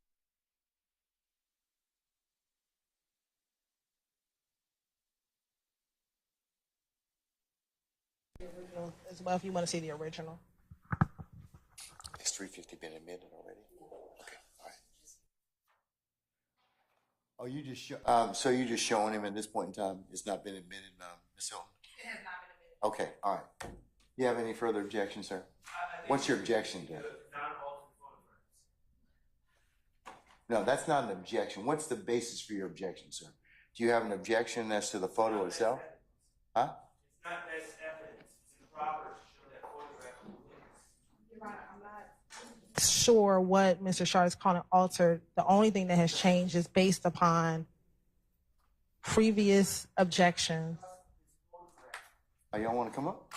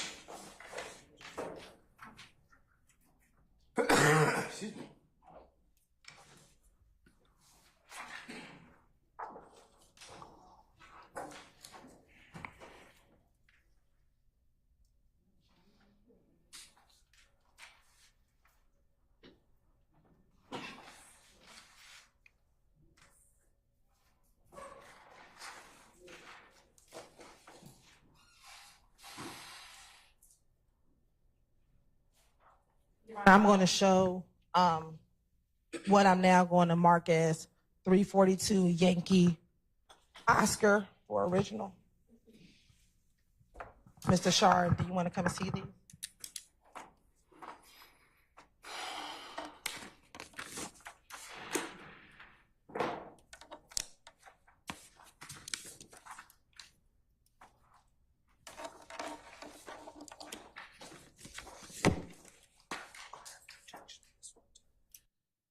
What is your objection?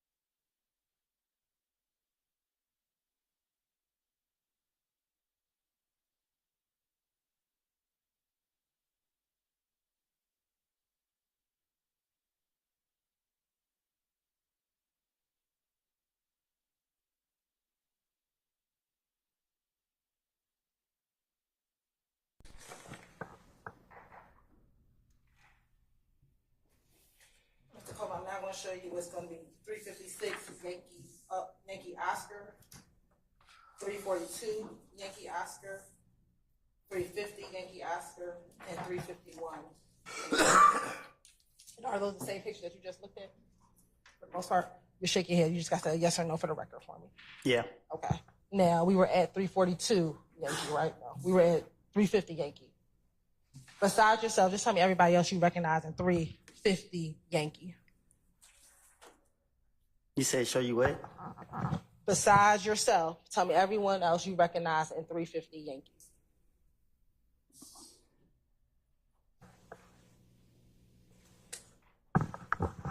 But you might name the people that's in the photo? Yes, sir. Me, Shannon, DB. Do you know the fourth person? I can't really tell their face. Okay. Does that appear to be a fair, accurate depiction? So does that look like you, Shannon, and DB back in 2014? 2013, excuse me. Objection to the timing. I'll sustain the objection. You can rephrase me. Does that have a date on when this picture was posted to Instagram on there? What you mean? Does it have a date down here? Can you see that? I can't see that. Okay. But does that look like the three of you, DB and Shannon? Does it look like y'all? I just said yeah. Okay. Your Honor, this time the state would like to tender 60 to 350 Yankee into evidence. 350 Yankee Oscar into evidence. Any objections to state's 350 Yankee Oscar? Hearing none, it's admitted, maybe published as you see fit. Thank you. Now looking at 351 Yankee Oscar, do you recognize anybody in 351 Yankee Oscar?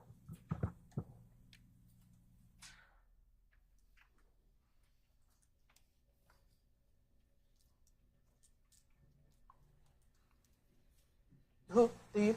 What? Do you recognize anybody in 351 Yankee Oscar? What you mean? Do you recognize anybody in that picture? Yeah, the same three. Okay, so you, Shannon, DB? Yeah. All right. And does that look like the three of you back whenever you all took those pictures? It's my first time seeing this picture. Okay, but is that y'all in the picture? Yes. Your Honor, this time the state would like to tender 60 to 351 Yankee into evidence. Any objection to the state's 351, is it Yankee or Yankee Oscar? Thank you, Your Honor. Yankee Oscar. One that I was hoping for, yes, if you have objections.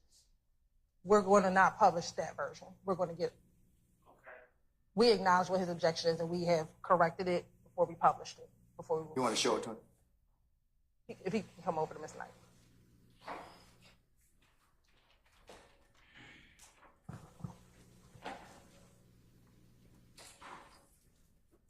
Just okay.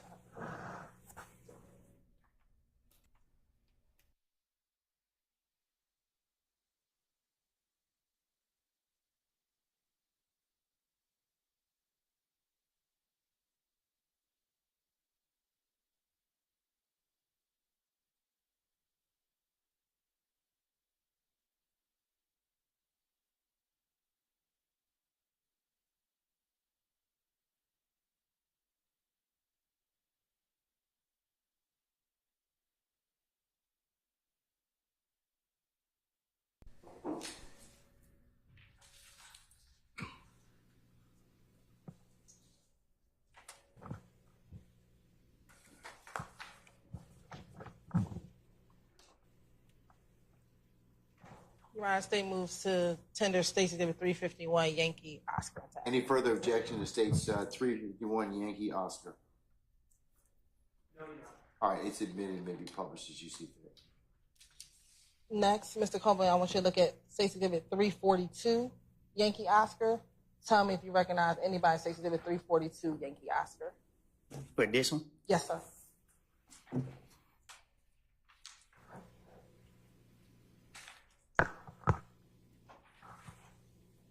It's blurry. Okay. Do you recognize anybody in that picture, although blurry? I can tell this me, but I can't really tell who the other people are.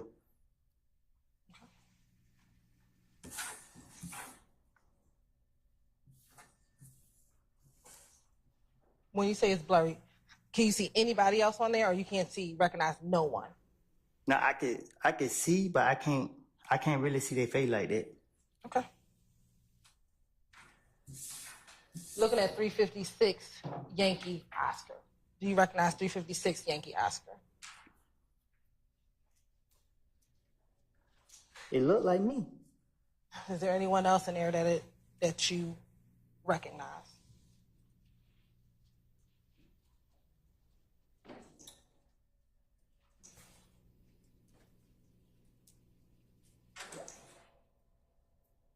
It's most definitely me. I can't really tell who they is with me though. Is that Shannon Jackson? Or Shannon Stillwell? Nah, they dude got a mustache. Okay, so is this your testimony that is not Shannon Jackson in this picture? All I can say, I can recognize me, but I never seen that picture before, and I don't want to say that's him if it ain't him. Okay. You are permission to publish 350 Yankee Oscar and 351 Yankee Oscar. Yes, go ahead.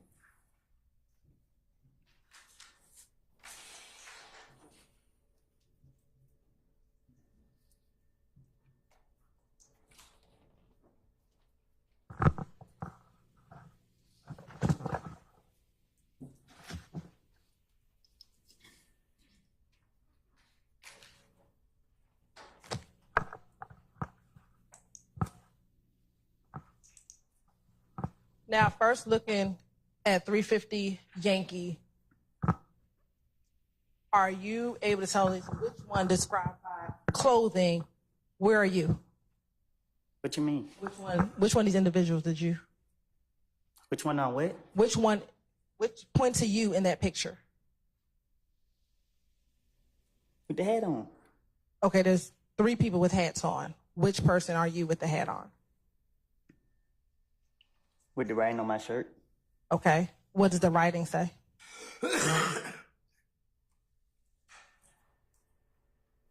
DRC, third to YRC. What does DRC mean? DRC. What does it stand for something? You asked me what it means, DRC. Okay, does DRC stand for something? Not to my knowledge. Okay. Does it stand for the robbing crew? I'm not a robber. Hold on. Okay, that's fine. I'm asking you what does it stand Hold on. I sustain objection as to form. You can rephrase. Okay. What does YRC stand for? YRC. Yes.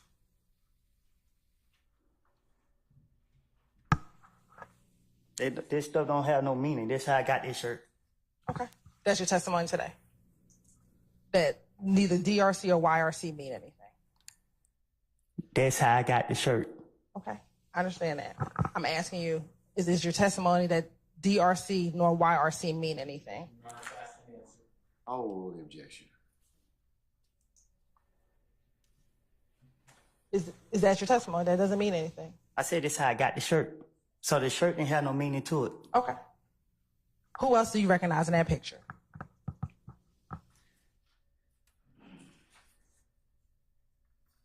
I just told you, me and DB. Right. I saw it. The jury did not see. Oh, so my I need bad, you my to... bad, my bad. Okay. So which one is DB? He died. And I'm sorry to hear that. Can you tell me who he is in the picture, though? What you mean? Just tell the jury, what is he wearing in the picture? I can't really see what he got on. Is he the one in the green hat or the one in the purple or the one in the blue New York Yankees cap? You said green? Is he the one with the green, Okay, greenish just- hat? I just didn't know the color. Okay, so he's the one with the, like, behind you a little bit. Standing behind me? Yeah. Yeah. Okay. And then you said you recognize Shannon in this picture. Where's Shannon? With the blue on. With the blue hat on, the New York Yankees cap? If that's what it is, I guess. Okay. All right. Thank you. And are you able to see on there the date of that picture, or is that blurry for you? No, I can't see. Okay. Looking at that picture, can you tell me about how old you were in that picture? You look like I was in elementary school. All right. But is it fair to say that it wasn't within the last 3 to 5 years? Huh? Was it within the last 3 to 5 years? I've been in jail. Okay. So it's fair to say it was before that.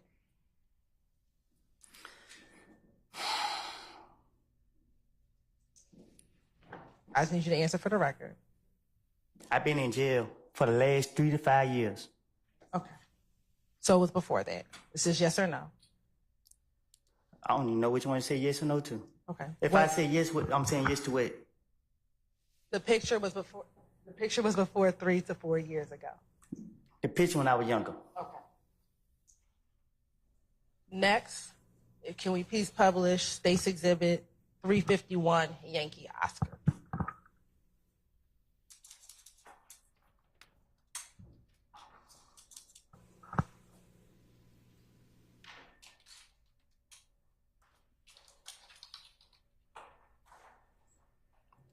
Now, I think before you said those were the same 3 people in 351 Yankee Oscar. Is that you on the left with your hands up and you have on the shorts? I'm standing to DB right, Okay. So that's to my left? I think. All right. And then is that DB in the middle? DB in the middle. And is that Shannon to the right or to my right? It looked like Shannon. Okay. And again, about how old were you when you took this picture?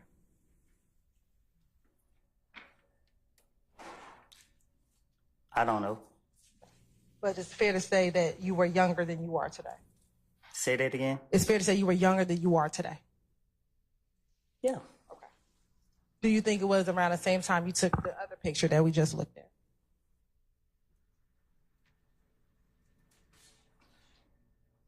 I can't say when. Okay. All right. Thank you so much.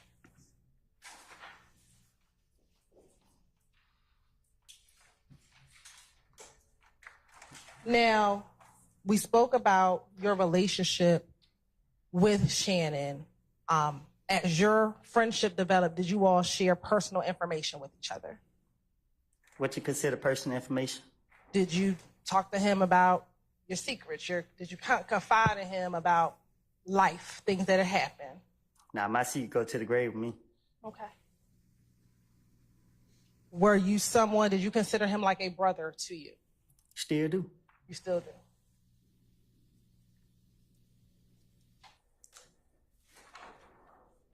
Now, outside of you and Shannon, did you all have another friend that you spent a lot of time with?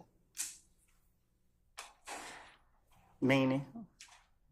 Is there any other person that the two of you collectively spent time with? It's all 3 of us together? Yes. A lot of time together? I don't know about it. Okay, is there someone that you spent time together with Shannon? I spent time with Shannon with a lot of people. Okay. Let me ask you this. You just said that Shannon, you still consider him like a brother to you. Is your relationship the same today as it was, say, back in those pictures? Say that again? Is your relationship the same with Shannon today as it was back when we were looking at those pictures? No. How has your relationship changed? It's better. It's better now? Why do you say it's better? What you mean? You saying it's better? I barely knew him.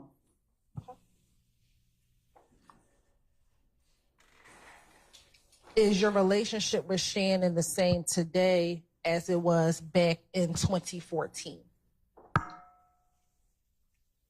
I can't recall 2014. I've been in jail so much.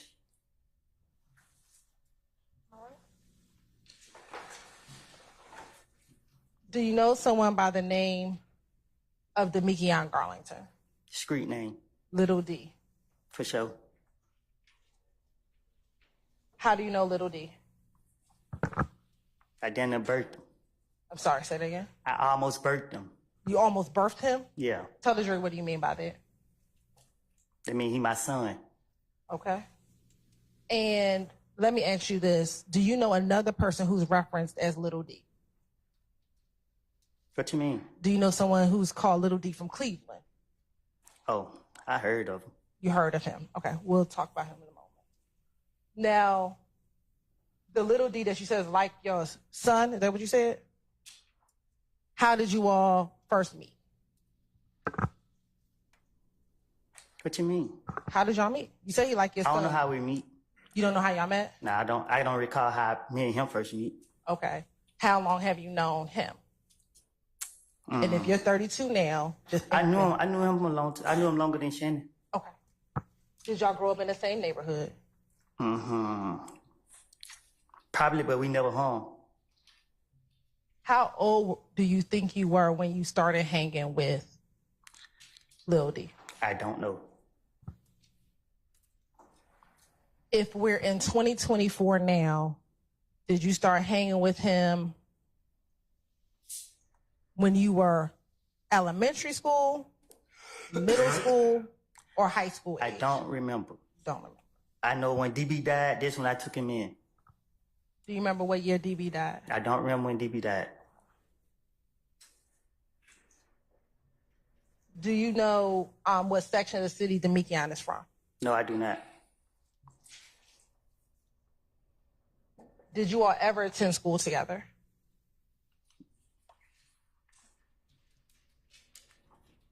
No, I can't go to school with my son. Okay. Well, when you say it's your son, how old is Demekion? If you 32, how old is he? I don't know. I don't know. Is he close to aging for you? What you mean? Is he close in age to you? He probably about 10 years younger than me. I don't know.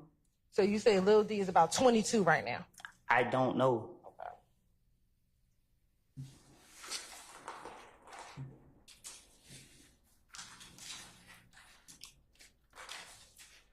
You say he's like your son. How often would you spend time with Little D? What you mean? How often did you see Little D? Back in, say, 2014, 2015? I used to see him around. Okay. How often? I can't say. You can't say? All right. Did you speak with him over the phone?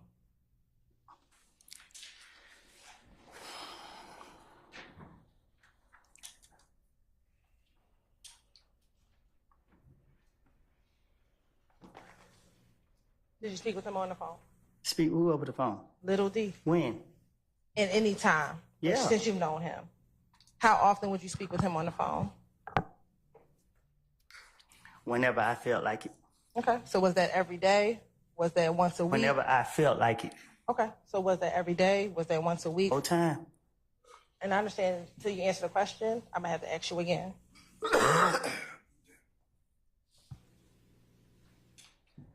So was that every day? Was that weekly? Was that monthly? What was it? I don't know.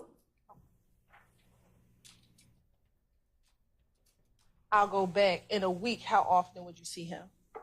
What you mean? When are you talking about? Back in about 2013, 2014. 2013 to 2015. Well, yeah, he stayed with me. Okay. When did y'all live together? He didn't really stay with me, but he stayed at my residence. Okay. Were you staying at the residence at the same time? But I was in jail, so. Okay. So while you were in jail, he was living where you live. Prior to you going to jail, which you went to jail in 2015, is that fair? I went to jail 2012, 2013, 2014, 2015, stayed in there 2019. Okay. When you went to jail before 2015, were you in and out of jail? When I went 20 what? In 2012. 2012. How long did you stay in jail? I got out 2013. Okay. Did you go back to jail in 2013? I got at the end of the year. I went back 2014. All right. And then between 2014, did you get out of jail in 2014? Is that a yes? Yeah, I got out. And then did you go back to jail in 2015? 2014. I went to jail like a couple times 2014. Okay. So you were in and out. Right. And then in 2015, did you go back into jail? Yeah. And is that where you spent the long duration? I went to jail a couple times in 2015.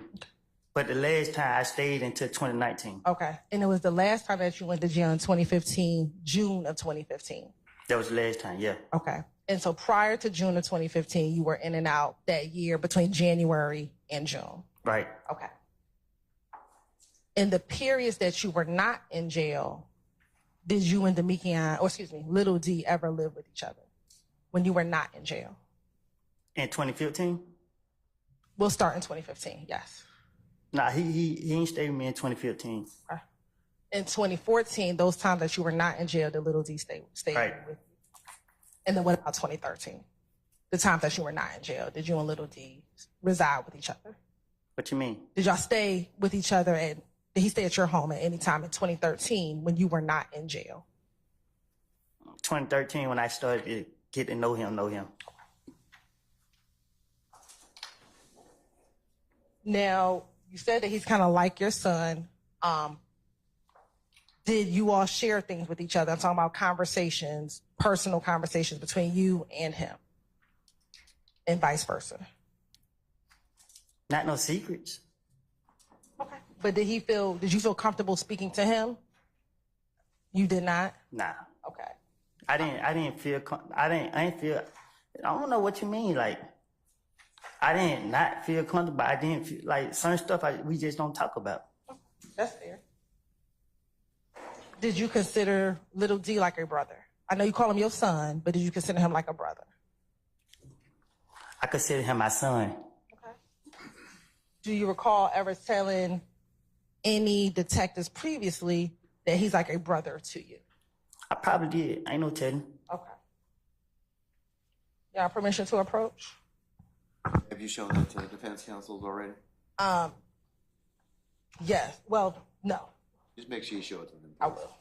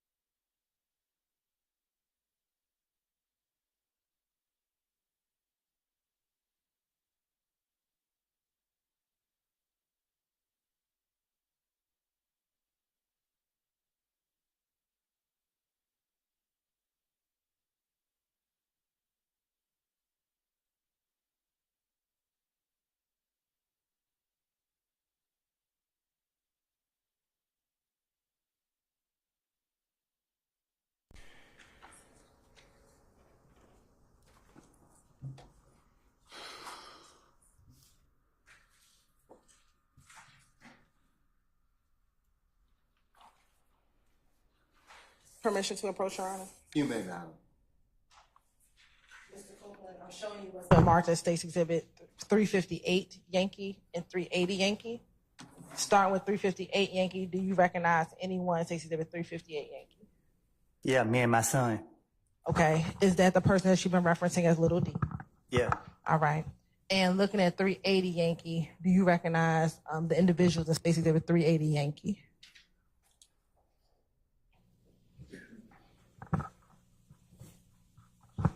Say what now? Tell me who you recognize in 380 Yankee. So, me and Coco, Who's Coco?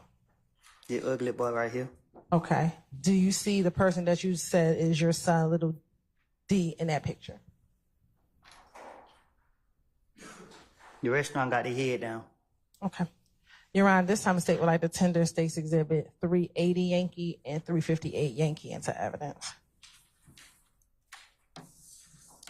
You said 380 Yankee, Yes, Your Honor. and what else? 358 Yankee.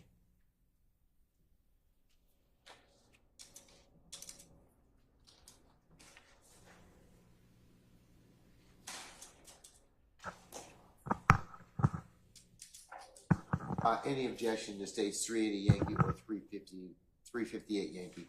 Yes, Your Honor, lack of foundation, 380 as well as hearsay included on 380. What about 358? No objection. All right, 358 is admitted.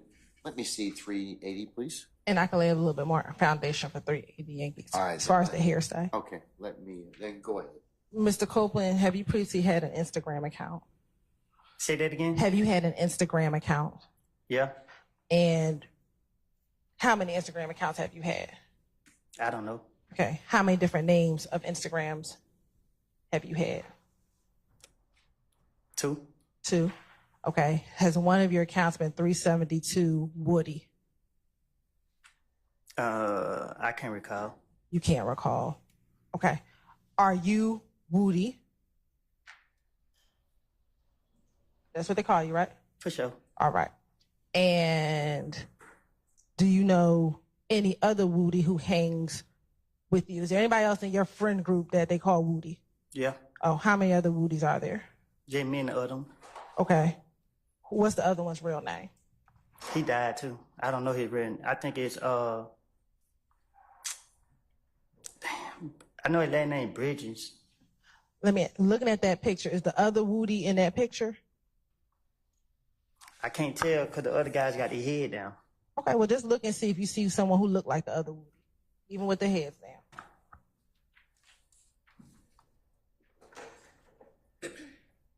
Can you show me a clear picture?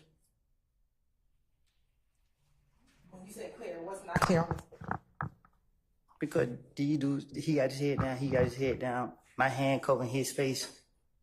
Let me ask you this. When did the other Woody pass away? Right before I got the feds. When you say right before, meaning that year, a few months? What do you mean? I got it like September, and somebody killed him, like probably, I don't know when, but they killed him before I got out. Before you got out. Okay. All right. Looking at State's Exhibit 380 Yankee and looking at that picture with the 372 Woody, is that from your Instagram? You talking about the one with all the people in it? Yes, sir. Okay.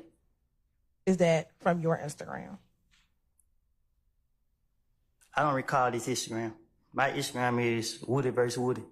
Is that your newest one? What you mean? Is that the one that you currently have right now?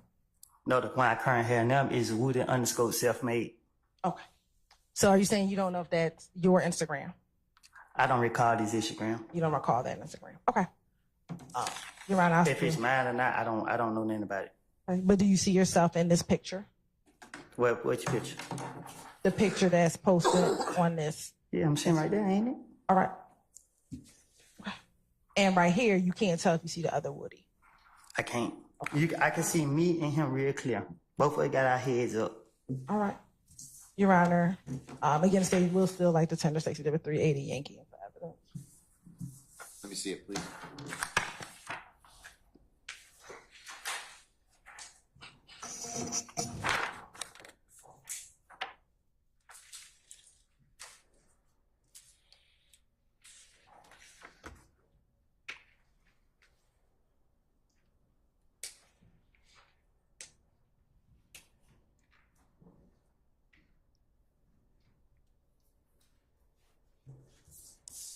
All right, any further objection to 380 Yankee, sir? I don't actually, I'm going to withdraw my objection to that foundation. I do maintain my objection as hearsay.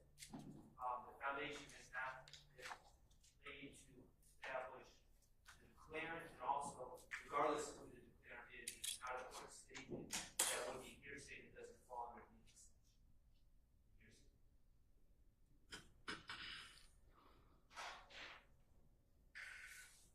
approach, please.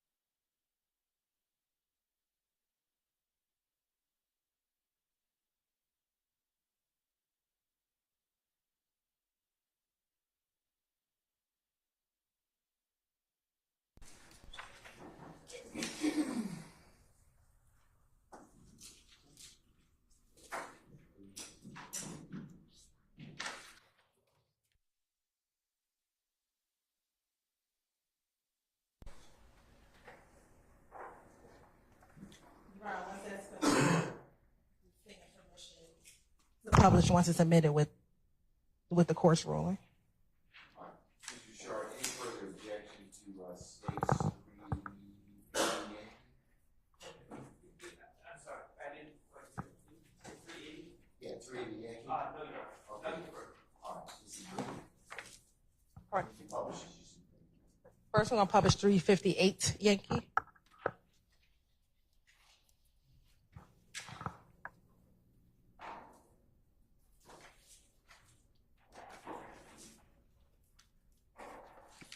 And looking at 358 Yankee, can you tell the jury, tell the jury which of the two of you is little D or who you call your son? Which one? The person to the left of you, right of you? What you mean? Is that little D to my right? This little D in the picture with me. Okay. And do you know about how long ago you took this picture? No, I don't. And we keep saying little D or your son. Do you know his given name? His real name? No. Do you know his real first name? You said Demikian Garlington. Okay. And is that the person that you know is little D? This little D right here in the picture with me. And is that Demikian Garlington? This little D right here. Is that Demikian Garlington? If this was your name, then yes. Okay. Now showing you 380 Yankee. And can you zoom in to the picture?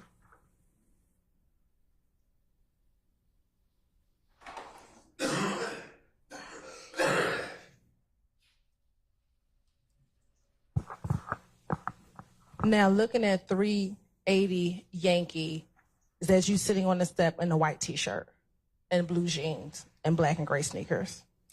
Yes. Okay. And who's the other person you said that you knew in this picture? The ugly boy right here. Okay. And what is the individual that you pointed to? What's their name? Coco. All right. And in this picture, the person behind you with the 30 deep B.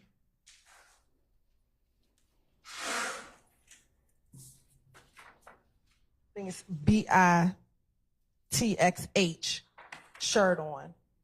Do you know who that is? I can't recall who that is. You cannot recall. Does that look like Demekian or Little D?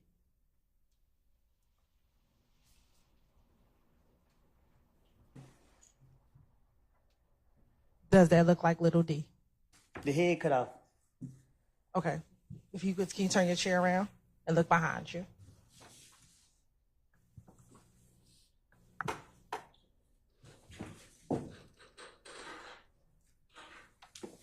What about it? Does that look like Little D?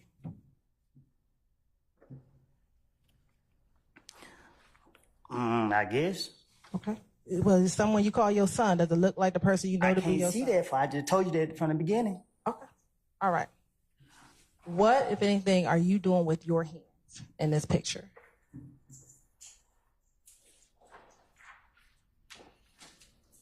I'm doing nothing with my hand. Okay. I want to go back to 358 Yankee.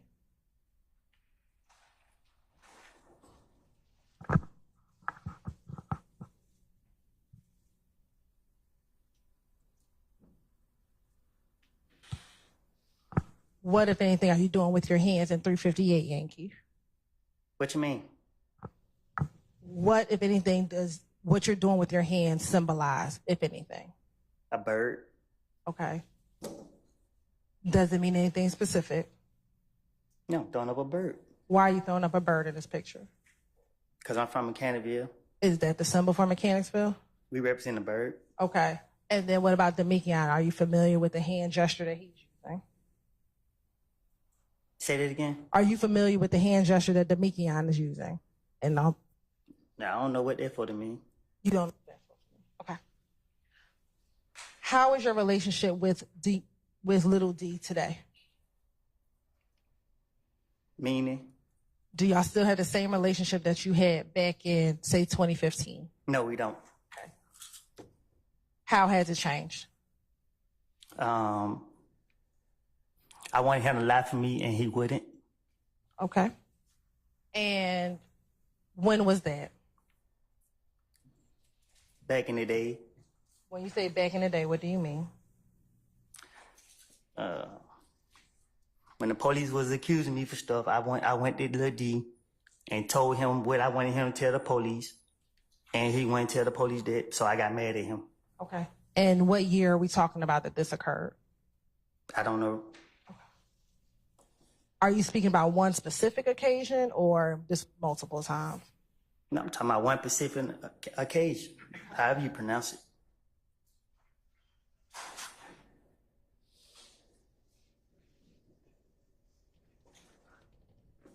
And is your testimony that you have not been friends with him since that time? Now, I have spoken with him, but our friendship ain't been the same.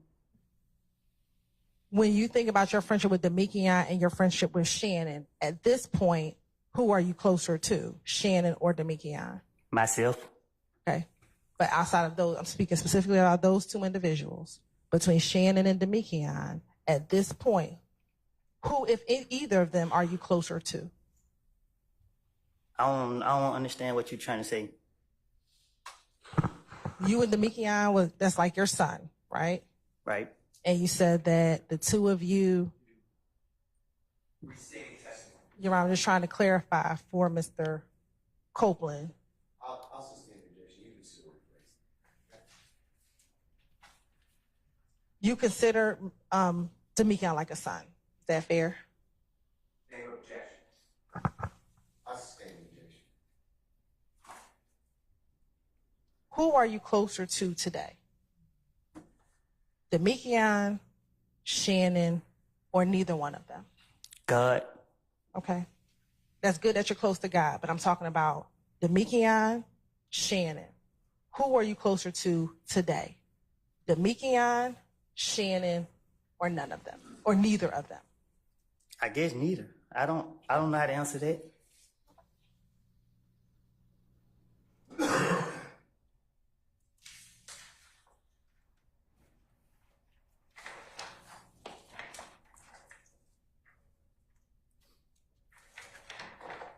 Back in 2013, 2014, 2015, that's the time frame we're talking about. How close was the relationship between you, Shannon, and Little D? It was difficult. You said it was difficult? Right. How was it difficult? You just put 3 years together. So a lot happened within 3 years. So let's first start with 2013. Describe for the jury your relationship with Demikian, Shannon, and Little D. Let's start with 2013. Tell the jury about your friendship and relationship with those two young men back then. As in what? Were you, the three of you, close? Were you not close? Tell the jury about your friendship.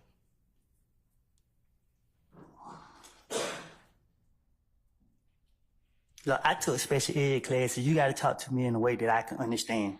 Sure.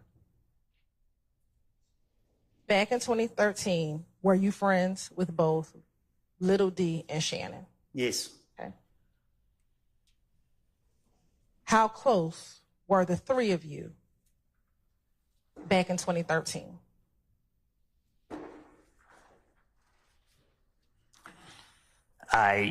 Again, my friend was killed. That's when I started embracing Little D. All right. In 2013. When you started embracing Little D, were you and Shannon friends at that time? Me and Shannon was friends, but me and Shannon was not together on the street as much as friends. We was not together a lot. Okay. When did you, Little D, and Shannon start hanging together a lot? 20.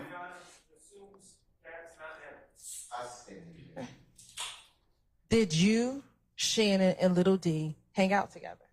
Yes. When did the three of you start hanging around each other? The longest I've been out of jail was 2014.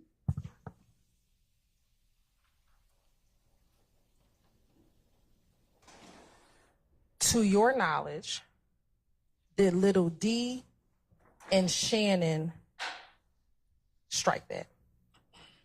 How did the three of you all start hanging out together? I don't know. Okay. Did you introduce Little D to Shannon? No. Did you introduce Shannon to Little D? No. Okay. Did Little D and Shannon know each other before they knew you? I state objection. Do you know if they knew each other before they knew you? I don't know. You don't know. I don't recall how it started. I just know I started embracing Lil D after DB got killed. Lil D was more a DB friend.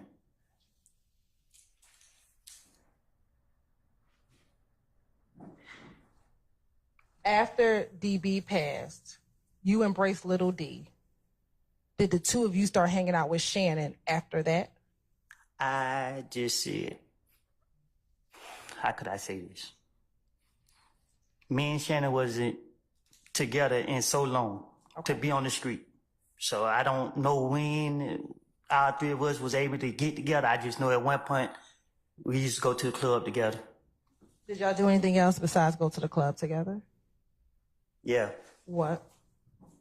Objection, Your Honor. May we approach? Sure.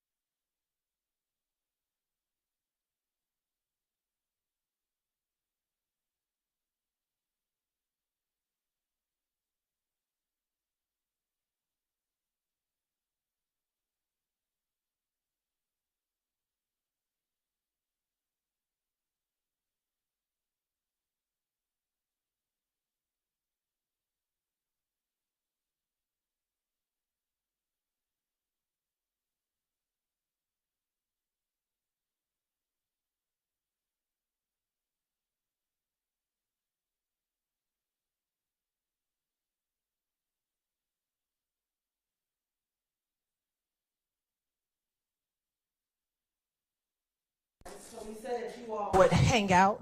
Did you all spend time at each other's homes? No. Okay. Did you all spend the time at other people's houses together? What you mean? Like, did you all go to other people's houses and spend time at other people's houses together? We didn't spend time at people's houses, but we don't been to, we go to people's houses. Okay. You said you went to the club. Would you all go out to eat together? Yeah. Okay. Did the three of you go on any vacations together? No, Okay. we don't do vacations. Okay. Did you ever take any trips out of town together? Not that I recall. Were you familiar with any of Demikion's family? His mom, his I know his cousins? mom. What about Shannon? Did you know his grandmother or any of his other family members? No, I didn't.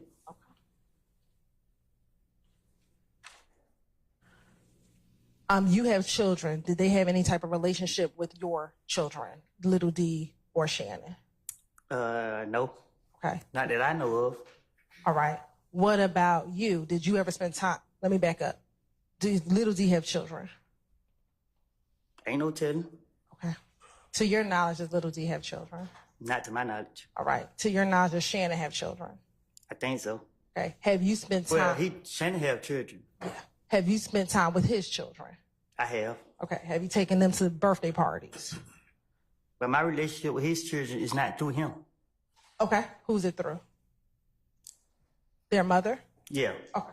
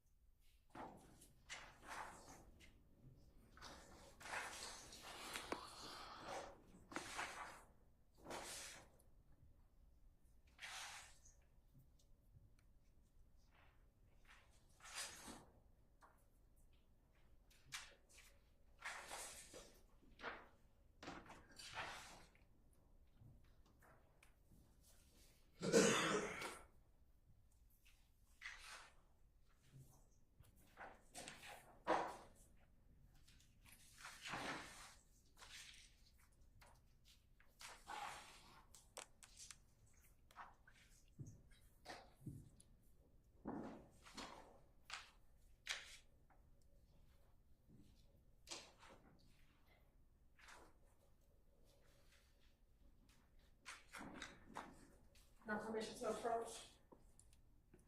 You show that to the defense counsel? Show it to him now, Your Honor.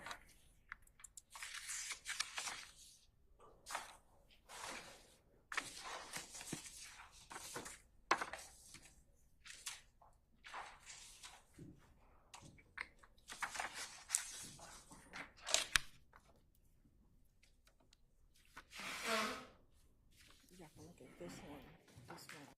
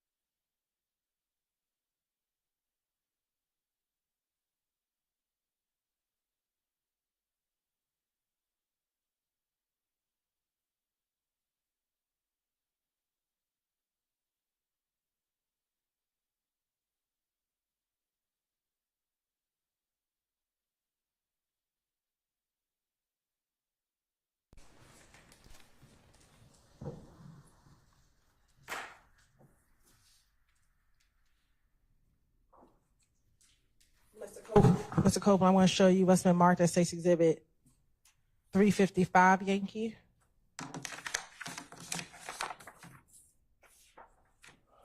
$357 Yankee.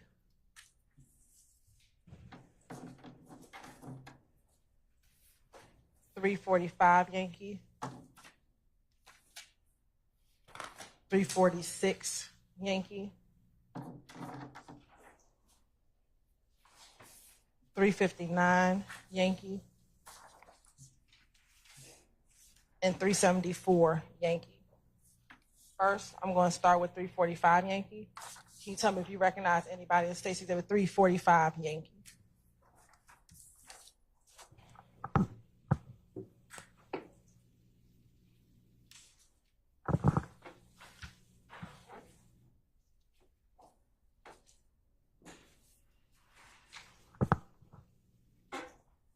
I can't recognize nobody in 345. Do you see yourself in 345 Yankee? The picture blurry. I can't recognize nobody in the picture. Okay.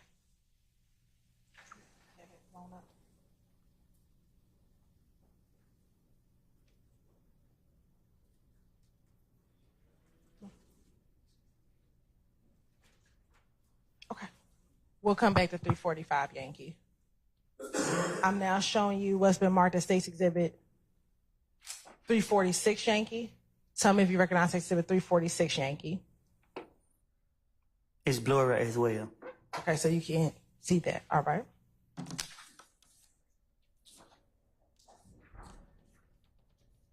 Looking at 355 Yankee. Tell me if you recognize the individuals in 355 Yankee. I do. How do you recognize the people in 355 Yankee? Because it's me. And who else? Is there anybody else that you know? Shannon. Okay. Anyone else? Yeah, and D. All right. Your Honor, this time the state would like to tender State's Exhibit 355 Yankee into evidence. And objection to State's 355 Yankee. No objection. All right, State's 355 Yankees admitted. Now looking at State's Exhibit 357 Yankee, do you recognize anyone in State's Exhibit 357 Yankee? I recognize myself. Okay. Do you recognize anybody else? It look like D, but it blurry. I can't tell. Okay. Anyone else? Huh? Anyone else? Yeah. I can't tell who this here right there. All right. We'll put that in the blurry pile. We'll get back to that. Next, 359 Yankee. Do you recognize anyone 359 Yankee? Yep. Me, Shannon, and D. All right. Your Honor, this time the state would like to tender State's Exhibit 359 Yankee. Any objection to State's 359 Yankee? All right, hearing none, it's admitted that the officers. Thank you, Your Honor. And then last, State's Exhibit 374 Yankee. Do you recognize anyone 374 Yankee? No, it's blurry. Okay, so that's in the blurry pile.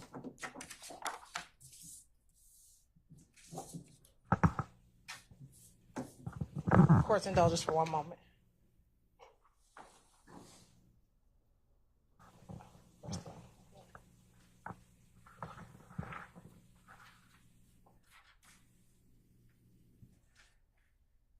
Your Honor, permission to approach Mr. President with the laptop.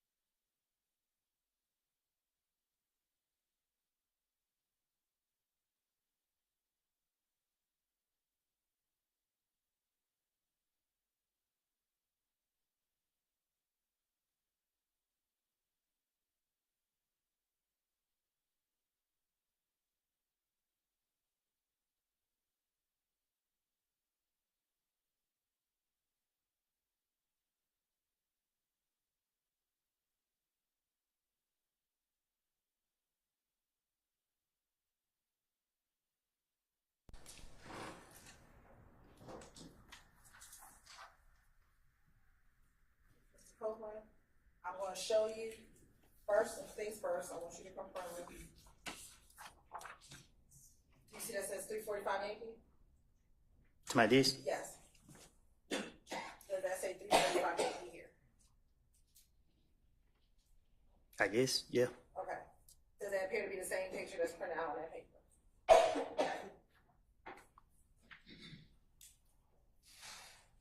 It looked like it. All right.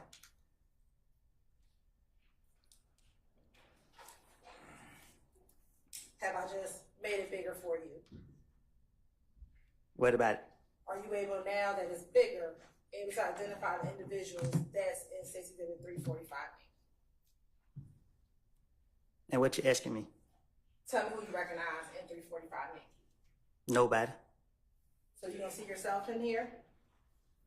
To my dish, in this In picture? this picture right here. This photo me? Does it look like you? I ain't never seen this picture before, so Not that I've seen it before. Does it look like you? yeah. Okay. Do you see anybody else that you recognize?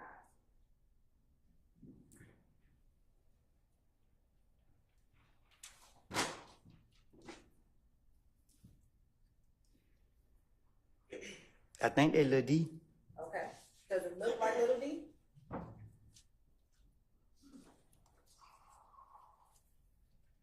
Mm-hmm. Is that a yes for the record? All right. Do you see anyone who looks like Shannon in that picture? No. No. They Lil Rick. That's Lil Rick. Okay. Is there anyone else that you may recognize in that picture? Done. Okay. Anyone else? That's it. You say Dot or Dot for the record? Who? The person you just said, what's the name you just said? Done. Dot? Yeah. D-U-N-T? Yeah. Okay. Your Honor, this time the state would like to tender state exhibit 345. Any objection to states 345 Yankee? Yes, Your Honor. Thank you. I believe it's cumulative. The other photos at this point. That's it. And I have a response to cumulative.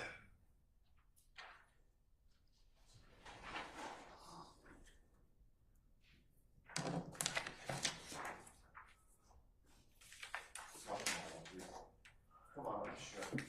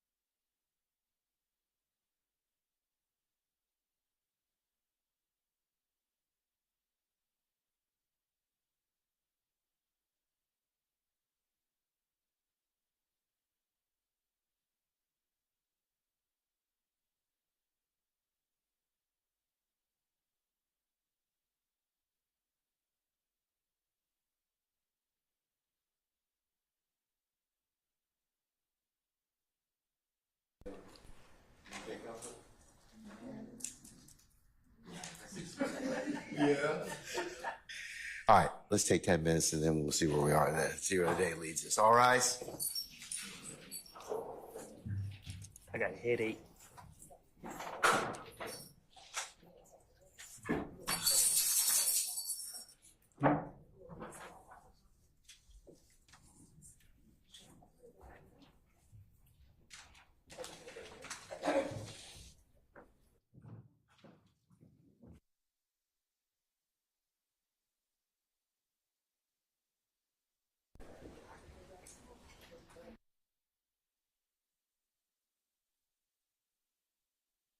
We'll be in recess 10 minutes. I might take the fifth.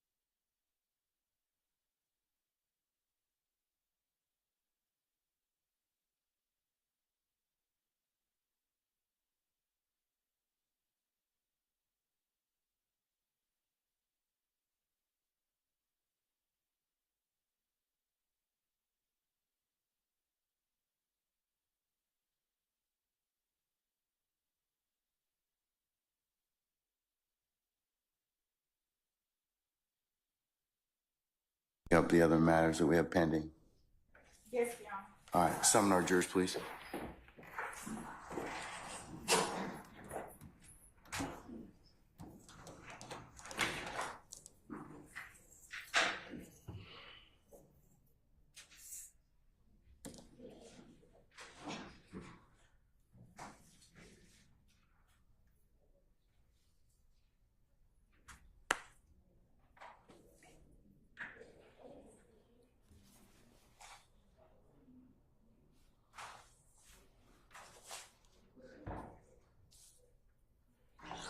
All rise for the jury.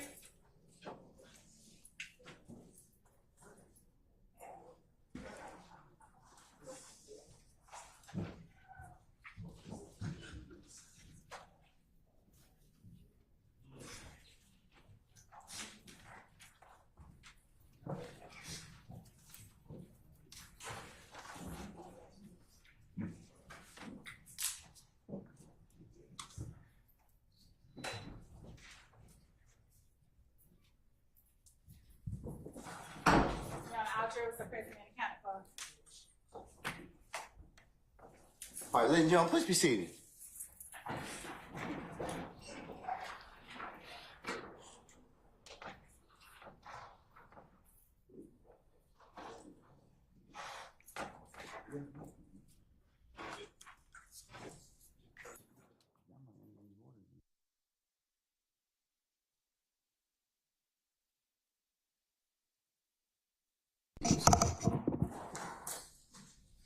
All right, ladies and gentlemen, the jury, how you doing? All right, listen, it's, as you can see now, the hour is almost 6 o'clock, and, there's some things we had to take up. So we're going to recess for the evening, okay? So tomorrow morning, 9:30 for an anticipated 10 o'clock start time. All right, any ministerial inquiry of me? Okay. All right, ladies and gentlemen, let's go through your customary nightly admonitions, okay? Remember, as you leave here today, remember to leave your notepads in the basket. Do not discuss this case in ones and twos or back there as you are in your in your headquarters at your deliberation room, or as you're going back and forth to your homes of residence in our great county. Also resist temptation as well to even as in ones and twos for you to discuss the matter. Remember, I told you that it would be a violation for you to recap or otherwise handicap the testimony as you sit back there, because remember, you can only consider this case properly and lawfully, bless you, at a time and place and space that the court kind of tells you you're able to authorize you to do that. Remember, you cannot seek the advice of any third parties, any third party websites, any research or reference materials, any other things that would allow any extra information, okay? Remember as well that if anybody should talk with you about this case in your presence or hearing, you need to, of course, let myself and Sergeant Ingram know immediately. And remember, you cannot go by any scenes that may be depicted or may have been talked about during this case at all. And remember, you can't take any pictures, discussions, or anything. So it's just that you're supposed to consider only what's been presented in this courtroom. All right, ladies and gentlemen, as well, thank you for your patience. Thank you for the attention that you've given this matter and the attention and patience you'll continue to give this matter. And unless you have any other ministerial inquiry of me, I'm going to release you till tomorrow morning at 9:30 for an anticipated 10 o'clock start time, okay?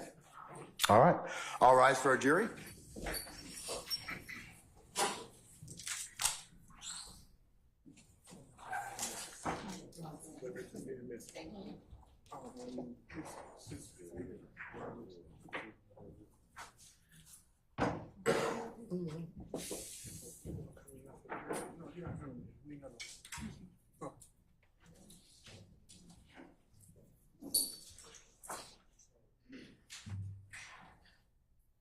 Who's speaking up? Okay.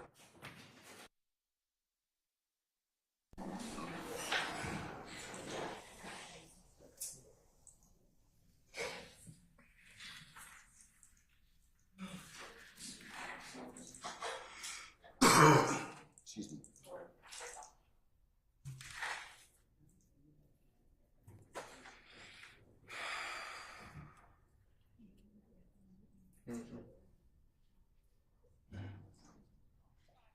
All right,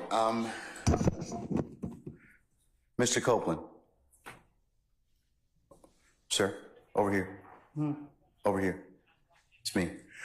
The state has filed an order or request asking that you be relieved of your custodial portion of this particular contempt on the condition that you just continue to come back and give your testimony, okay? So I will release you from the custodial portion as long as you come back tomorrow morning.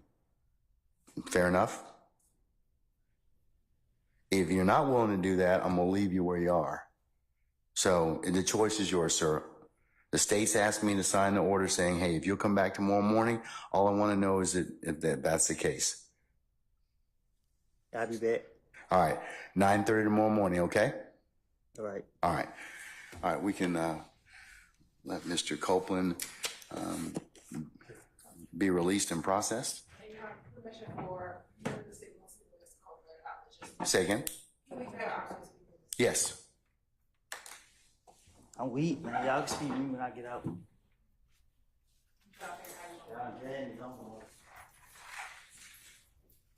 You go like this. Right. You come see me right here.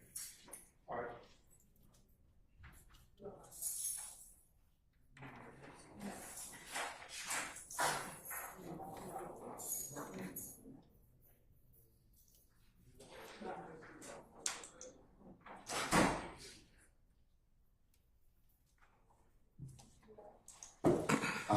That order, I'll go ahead and sign it, and I'll also make a copy of it as the next court's exhibit in order, and we'll e-file it this evening, okay? All right.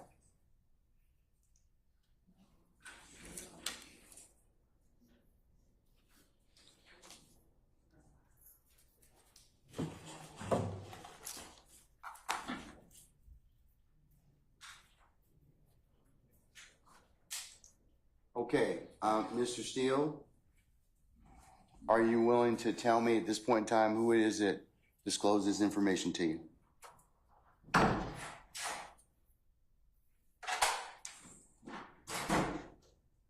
Unbeknownst to me, Gactyl is here, but they're not being allowed into your courtroom. I presume they're outside.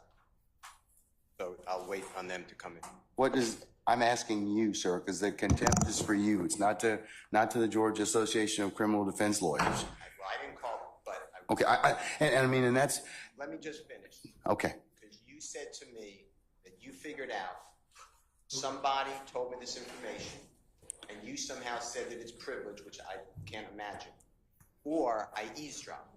So to me, eavesdropping is a Title 16 crime. So they brought down lawyers. But they brought down lawyers. The lawyers are not allowed into your courtroom. It's not on. No, we just. Or they're not in your courtroom. We just don't have any space, Mr. Steele. And plus, they're welcome to go to 8H. I mean, I told Sergeant Ingram that we can let in as many as we possibly can, that we'll fill up our benches at this point in time, that won't violate our security protocols, but that 8H is available. And 8H then has to have a right to counsel because they're here, and I'm not going to. Do you have an attorney that's here for you, sir? Sure. Ashley Merchant is here. She's the president. Okay, all right. Well, we'll let Ms. Merchant in. Defense. That's fine. Ashley Merchant. Yeah, Ashley Merchant. Ashley Merchant, yes. Right, Ashley Merchant is present. All right. Ms. Merchant, good to see you as usual. I have told your client, you represent Mr. Steele, is that correct? Yes. For the purposes of the contempt. I've entered the order. I've entered the contempt already. I'm entering the order. I'm about to enter the order. I've held him in contempt earlier from today's proceeding by him not telling me who it is he got this information from. I'm not asking him for any of the sum and substance of the communication. He's been disclosing that, however, and that's why I kind of want to know who told him that. So if he tells me who it is that disclosed that to him, he will be able to purge himself of that contempt, and he's done. That's the only thing I'm asking for at this point in time. If not, then as you well know, as a criminal contempt, there's no supersedeas bond, there's no appeal, and I'm going to put him in custody for this evening. And if he wishes to, which he can still purge if tonight Keith Adams emails me or you email me and tell me, well, it was X. So he can, I'm going to give him as much flexibility to purge himself of this contempt. Only thing I want is, because of the way this information was disclosed, it is troubling to the court, and is very, since it was a ex parte communication. We won't get into the merits of everything else that Mr. Steele has proffered and everything else, but that's the only thing I'm trying to do at this point in time. So I've asked your client for the last time if he would tell me who it is that disclosed that information. Judge, can you come up to the microphone? Sorry. Please. Where would you like this? Microphone, it'll pick up, madam. That'd be great. Thank you so much. Just for the record, Ashley Merchant. Which one? It'll turn green. Yeah, it'll turn green. Yes, ma'am. Is it on now? Yes. Okay, great. Thank you. Judge, just for the record, is the criminal contempt, is it criminal contempt that you held him in? Yes, ma'am. Okay, and you said you had a hearing earlier today. No, with criminal contempt, I told him what the contempt was, and that was he refused to tell, order of the court. If counsel, as you know, if the court orders you to do something and you don't, that's criminal contempt. So I've asked him several times, please just tell me who it is that told you. I didn't ask or inquire about anything that was said. I just want to know who it was. Okay. Because he's got too much detail of this particular alleged conversation for the court to be concerned about it. So. And Judge, since it is a criminal contempt, he is entitled to due process. He's entitled to a hearing, entitled to an actual show cause, entitled to the allegations actually written, entitled to a witness list. We're entitled to present our own witness list. And well, no, notice of that criminal contempt is different. It is on the spot. So he's gotten the due process he's going to get. That's on the spot. I told him. Plus, he's had all day to tell me who it is that is it. So a little different, Ms. Merchant. I'm going to disagree with you, but well, and okay. Judge, just for the record, it's that's direct. So what you're holding him in is in direct criminal contempt. Yes. The issue with the direct criminal contempt is whether or not to actually hold a hearing now, whether or not it needs to be held immediately. And the problem is, if you hold him in direct criminal contempt, as you're saying that you did, you are a witness to that proceeding. And so it has to be referred to another judge. Doesn't require recusal. You actually have to sua sponte send it to another judge because you are a witness to the proceeding. Show me the case law that says that, Ms. Yes, Merchant. it is Henry McClarty. It's 152 Georgia App 399. And it says that is one of the cases. Also, two other cases, Henry Adams, 215 Georgia App 372. Well, 1 second. Give me the name of the first case again. Henry what? Do you want just the number, Judge? Yeah, I would. Thank you. 215. 215. Georgia App. Georgia App. 372. Okay. Also 215.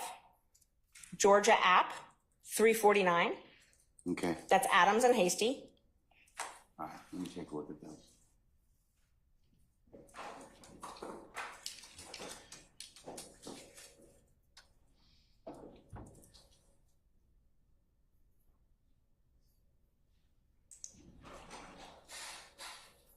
Do you have anything a little more current than 1994? Hasty is 94. Unfortunately, contempt of attorneys is not a common proceeding, so most of the cases are a little bit older.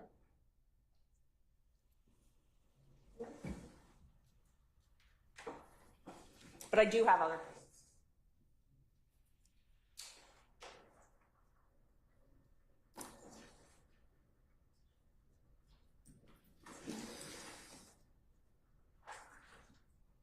And Judge, I'm not the only one here. There's quite a few other lawyers that want to be present in the court. There's about 20, 25. The challenge is I have space allocations, as I told you. So you can, like I said, since you are representing him, that's fine. He told us, Mr. Steele told us that. Anybody else, because I have security concerns as well, and we have to vet people to come in, then they can go to 8H, and they can certainly watch the proceedings from there. Okay. And Judge, for security purposes, they're all attorneys, they're all members of the bar. I can give you all their They names. still would have to be searched and still would have to be subject to the court's protocols. And also, there's room in the jury box, and then there's room in the courtroom, so we would ask that they be I allowed to. don't want them in my jury box, okay? No. I understand.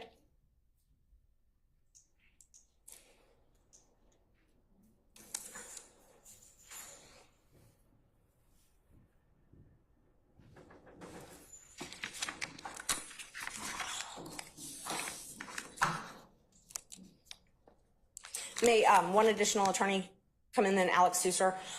And we're here on behalf of Gactel for our strike force. He is the chair of the strike force. I'm the president of the Georgia Association of Criminal Defense Lawyers and also a member of the strike force. So can he come in as another attorney co-counsel? Yeah, I certainly may, sure. Great. Alex Susser. Alex Susser. Thank you, Judge. Henry Adams, it has two issues. One is the motion for disqualification, okay, and that's and I think the judge went ahead and did some other things that caused there to be that issue presented. So I don't think Adam. I'm gonna take a look at the other case. That was Henry Adams. That was 215 Georgia 372. I'm gonna Yes. look at the other case just a second. And there's several others when you're ready.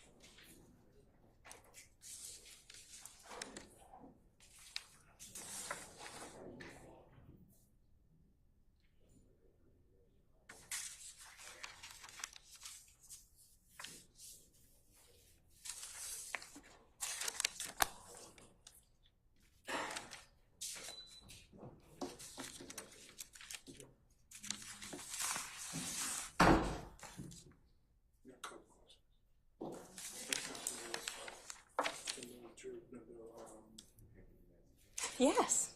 It may be one I have too.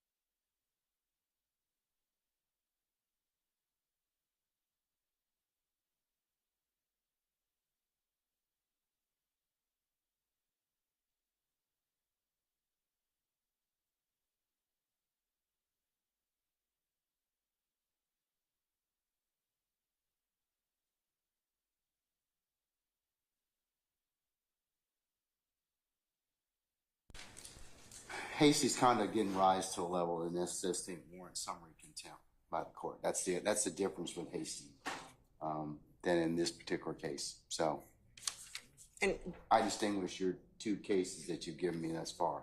oh, those were only the initial two. I had a couple others. Okay, go ahead. As well. Yes. So Ramirez versus State, it's 279, Georgia 13, 2005.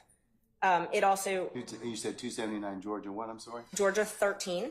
Georgia 13? It's a 2005 case. All right. And it defines direct contempt and explains that it must actually interfere with the proceedings to be direct. There's also a couple other cases on that.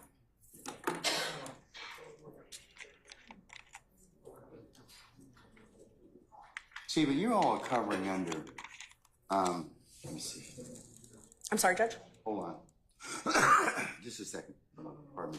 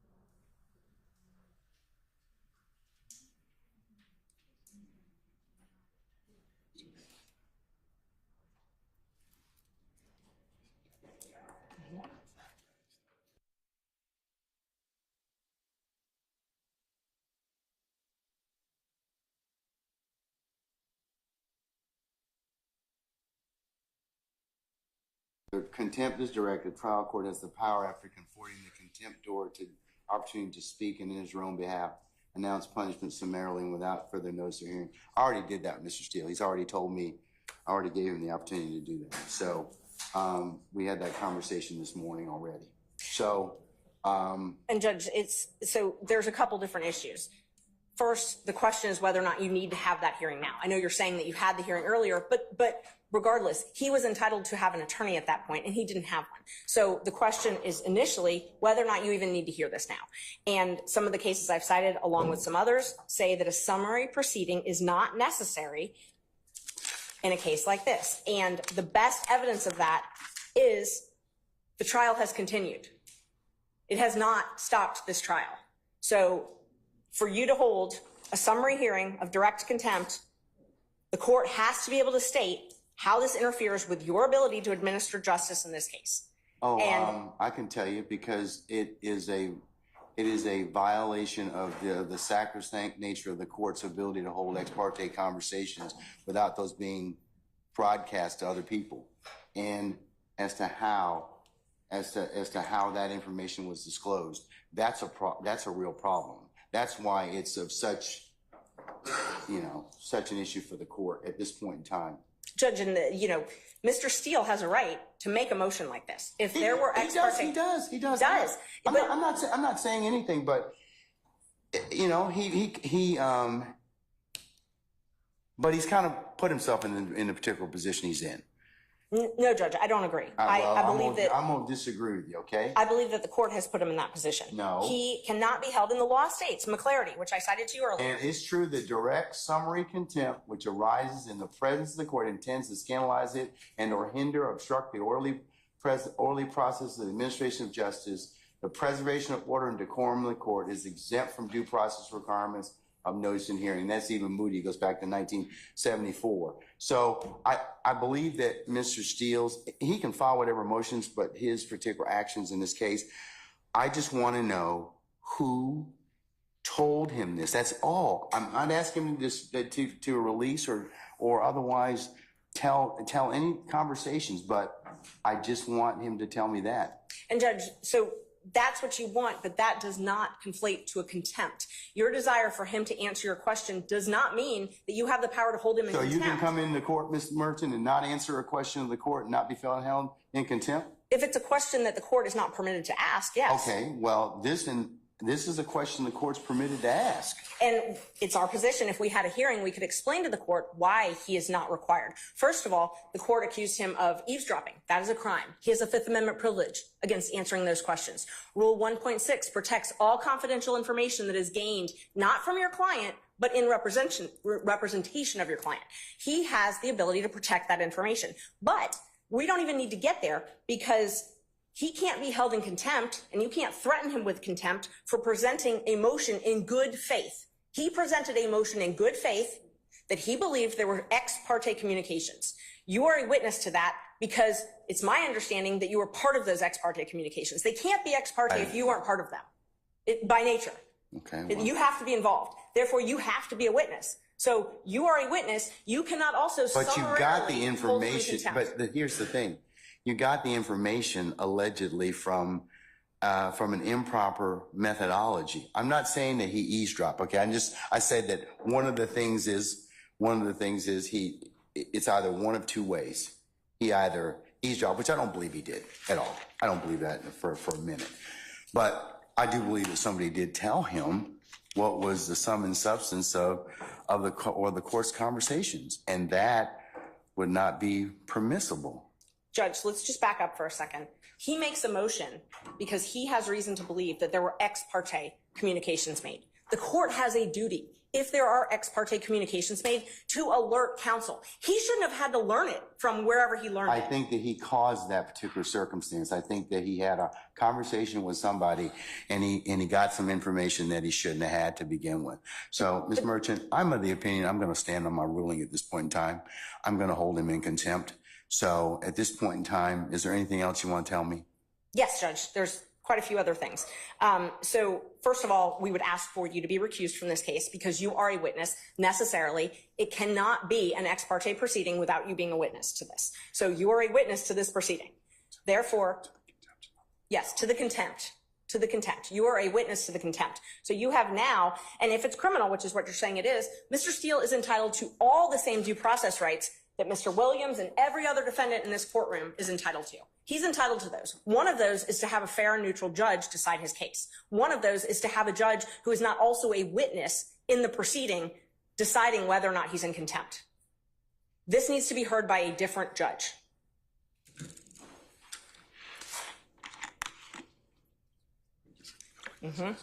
And he has the right to subpoena witnesses. He has the right to an attorney. He has the right to due process, notice, a show cause hearing, notice of the alleged violation, whatever rule it is that that the court believes, and a hearing where he can call you as a witness. You can testify. You are necessarily a witness. You can't, for it to be ex parte, you have to be a witness. It can't be both ways.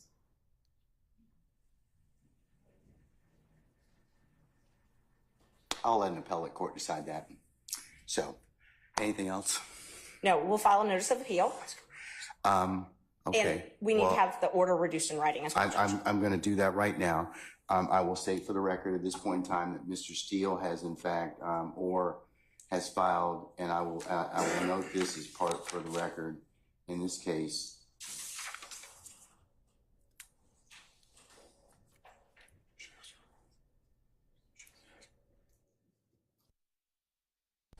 He has filed a motion to set aside the contempt. He's filed a motion for a superseded bond, and he's filed a notice of appeal, all of which I will include as the next court's exhibit in order. But I'm reducing the contempt to writing. And I mentioned earlier, he can purge himself of the contempt just by telling me who it was, and he can do that this evening. He can do it right now. He can do it at any point in time. If not, I'll revisit the circumstance on Friday. And Judge, we would ask that you grant the bond. At this point, grant him a bond on that issue. You don't get a superseded bond on a criminal contempt, though. You can grant him a bond. No, you don't get one on that one. The civil is the one that you can hold him until he complies with the order. And I'm sorry, I think in Just the case law on that is in Ray Hughes. Hold on. Right.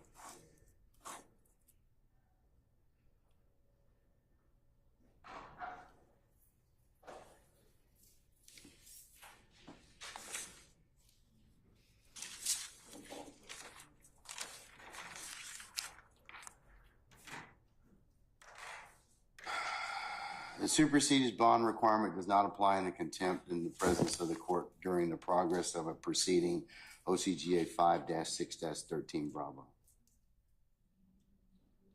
So, you don't get a supersedious on that, on a criminal contempt, respectfully.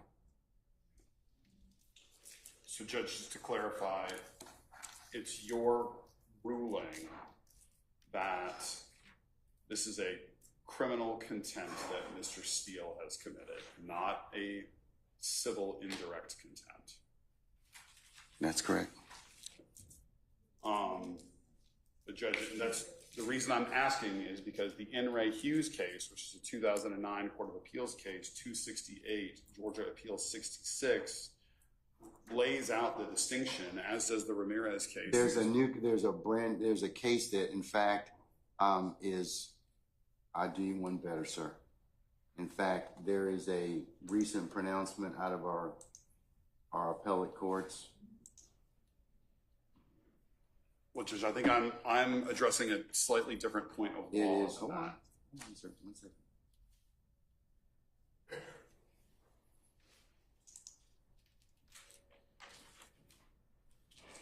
Give you two cases. One is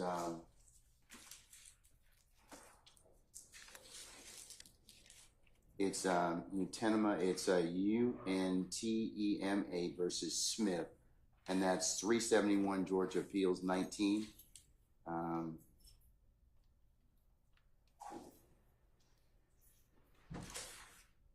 Which was decided March the 12th of this year. It covers the differences between the types of contempt.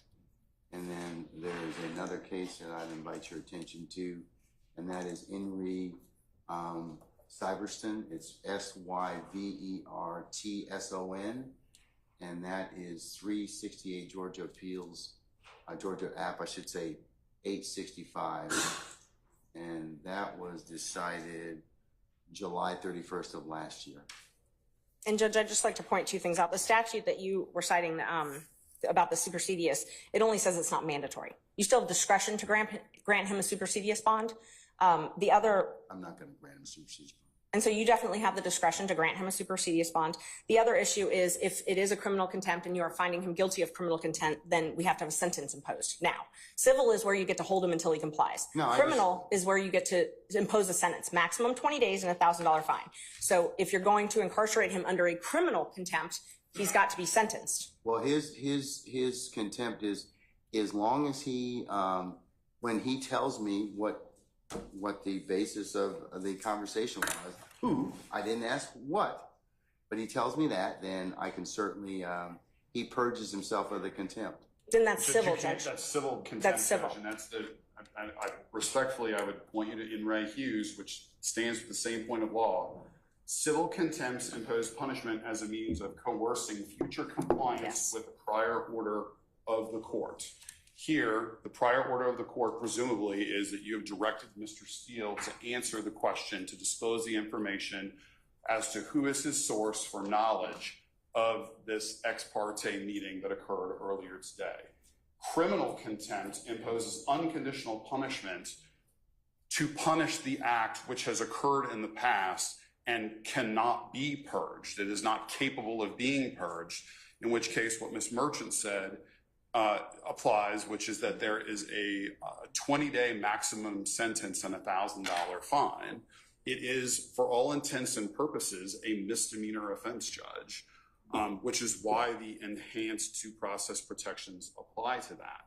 Now, Mr. Steele has indicated to us he does not believe that he can answer the question without violating his duty of loyalty and duty of confidentiality to his client. So he is being placed in a position where he's either going to jail or he's going to commit an offense that will put his license to practice law at risk.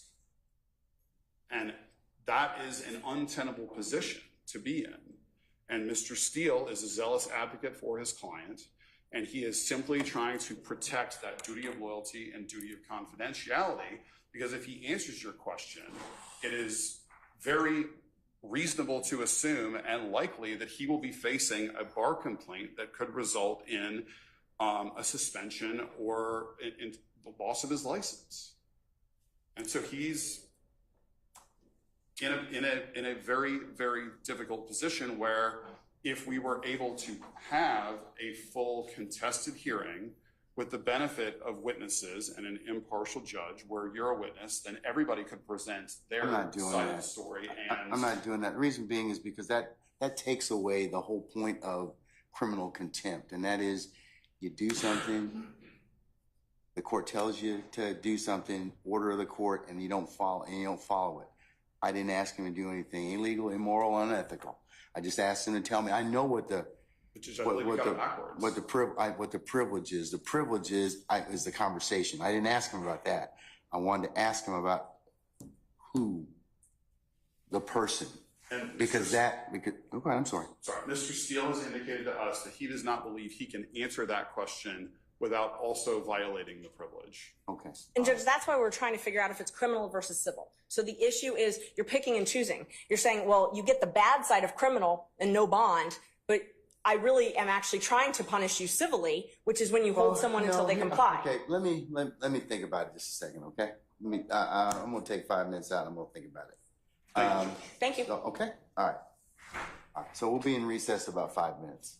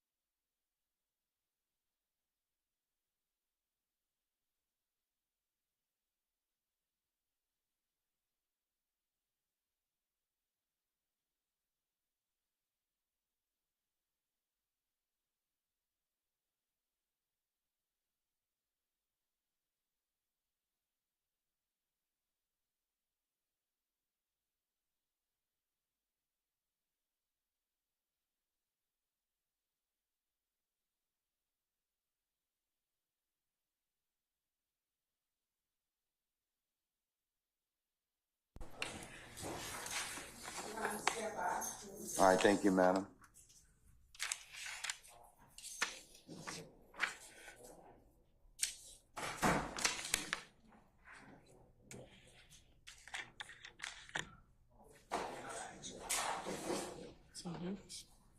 Yeah, yeah.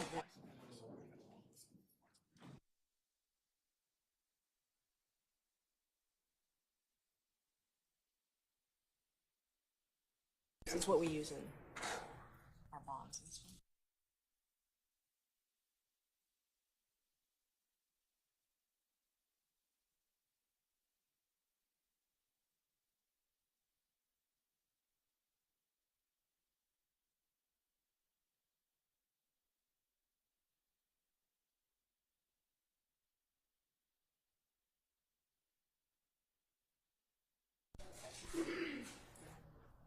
Sergeant Brown, is everybody present? Needs to be present? All right, thank you for your patience, counsels. The court's had an opportunity to reflect, and Mr. Steele, if I could ask you to take the podium, please, as well, and stand next to your attorneys.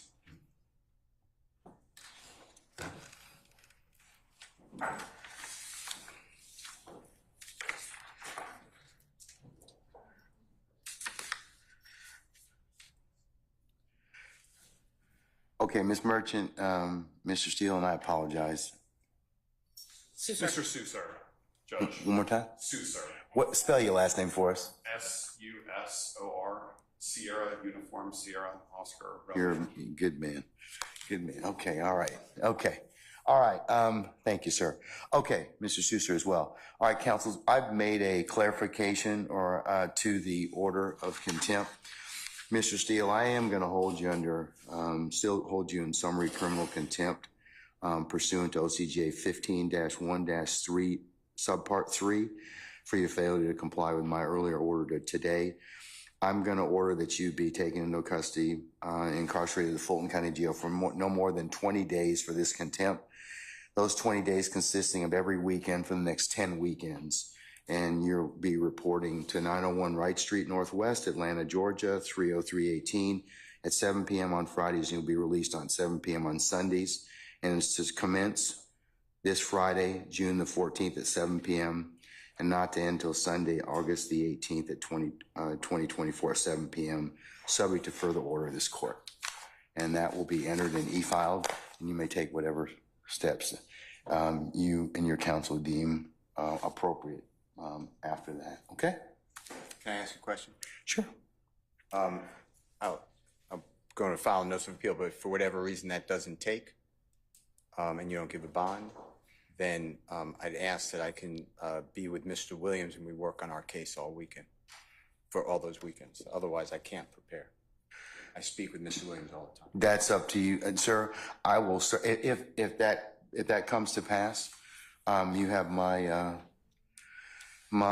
support. I will talk with our sheriff and we may be able to make that work. Okay.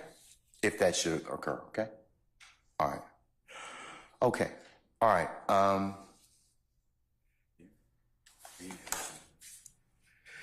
All right. Is Miss counsels, I'm done with this unless you have anything else.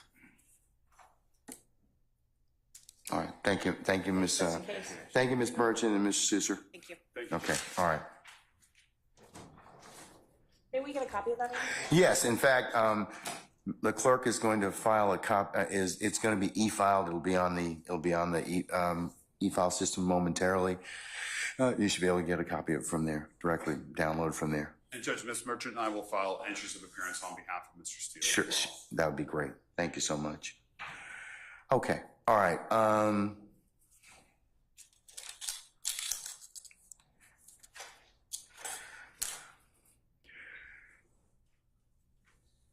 All right, State, is there anything else we need to, or any defendants, is there anything else we need to take up before tomorrow morning?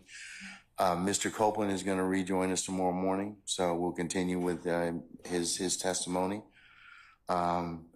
Where's Ms. Bumpus? You're right. I have a matter. 1 second. Where's Ms. Bumpus? She hasn't been released yet. I'm not certain, and Ms. Hilton is attempting to determine her whereabouts. All right, if you could call her, Ms. Hilton. Thank you. All right, Mr. Sharp, sir?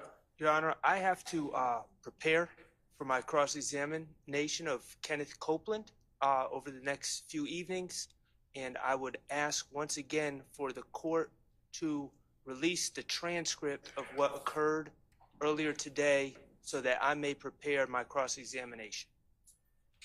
I'm not going to do that, sir. Not at this point in time, respectfully, okay? Well, Your Honor, respectfully, and if it's not released by the time that we cross-examine Mr. Copeland, our defense will be hindered. Sir, that will be an issue you can certainly raise then and now, but I'll think about it. But at this point, I'm not inclined to release the transcript of the court's ex parte hearing because of the way it was the way it was disseminated. That's why I'm not inclined to do it. And I would also, I understand the court's ruling. I would also ask for the release of any audio tapes regarding that hearing as well.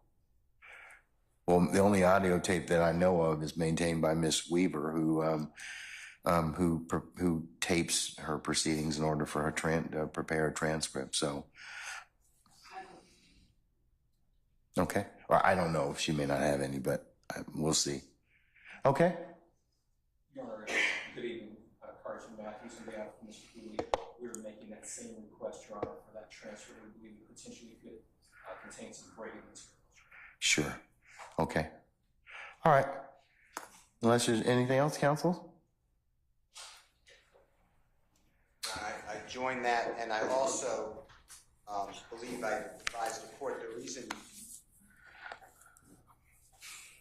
that I also want for confrontation cross-examination is supposed admissions Mr. Copeland made about our case outside our presence, and based upon information and belief, the court handed Mr. Copeland allegedly the long false swearing and perjury, and if that's true, I'd like to also talk with him, if he'll talk, about how that came about. I'd like to read the transcript. So I'm joining in, but also it goes to matters that are discussed about the case based upon information and belief. Madam. Your Honor, there was no matter to which either counsel for either of the defendants was a party. There was no matter to which either defendant in this case was a party that was had or held outside this courtroom. So we would ask that the court deny what is being requested of the court, because that is something to which neither defendant is entitled. Your Honor, the witness is on the witness stand. Your Honor, the witness is on the witness stand. The witness is testifying under the RICO Act, which covers all of the defendants. It's my understanding upon information and belief that that particular witness has stated again on Friday that he was not going to testify. Today, it was a different scenario, and based upon it, Your Honor, we believe that we should be entitled to that on the Brady, because we believe it's potential Brady material. All right, sir. And the end is covered under the RICO statute. He's testifying against all of these defendants under RICO. So we all are part of this witness's testimony. Your Honor, I would additionally point out that the question to which Mr. Copeland asserted a Fifth Amendment privilege was, how old are you? On Friday. Yes. Yeah. All right. I'm going to deny your motion, at this time, Mr. Matthews. Your Honor, I don't understand the state's argument that we are not a party. This gentleman was sworn in as a witness against all of our clients. He is sworn in as a witness specifically against Mr. Stillwell. Conversations with that gentleman were occurring apparently ex parte without our knowledge, without my client's presence. And I don't understand how the state with a straight face can possibly say we are not a party to matters concerning a witness sworn in trial to testify against our clients, we are certainly a party. Okay. And we were denied the right to be present. All right, thank you, sir. I'm still going to deny it. All right, anything else? We would ask for a copy of that transcript since it's germane to the contempt. So we will be asking for that in the court order. I assume it's this court order, since that is. It's an ex parte matter, so you're not going to get it unless the appellate court wants to see it, if it's accepted. So, but I'm not going to give it to you at this point in time. I assume the Harvey rule applies. Yes, sir. Thank you. All right. All right. See y'all tomorrow morning, okay? 9:30 for an anticipated 10 o'clock start time? Okay, we're in recess.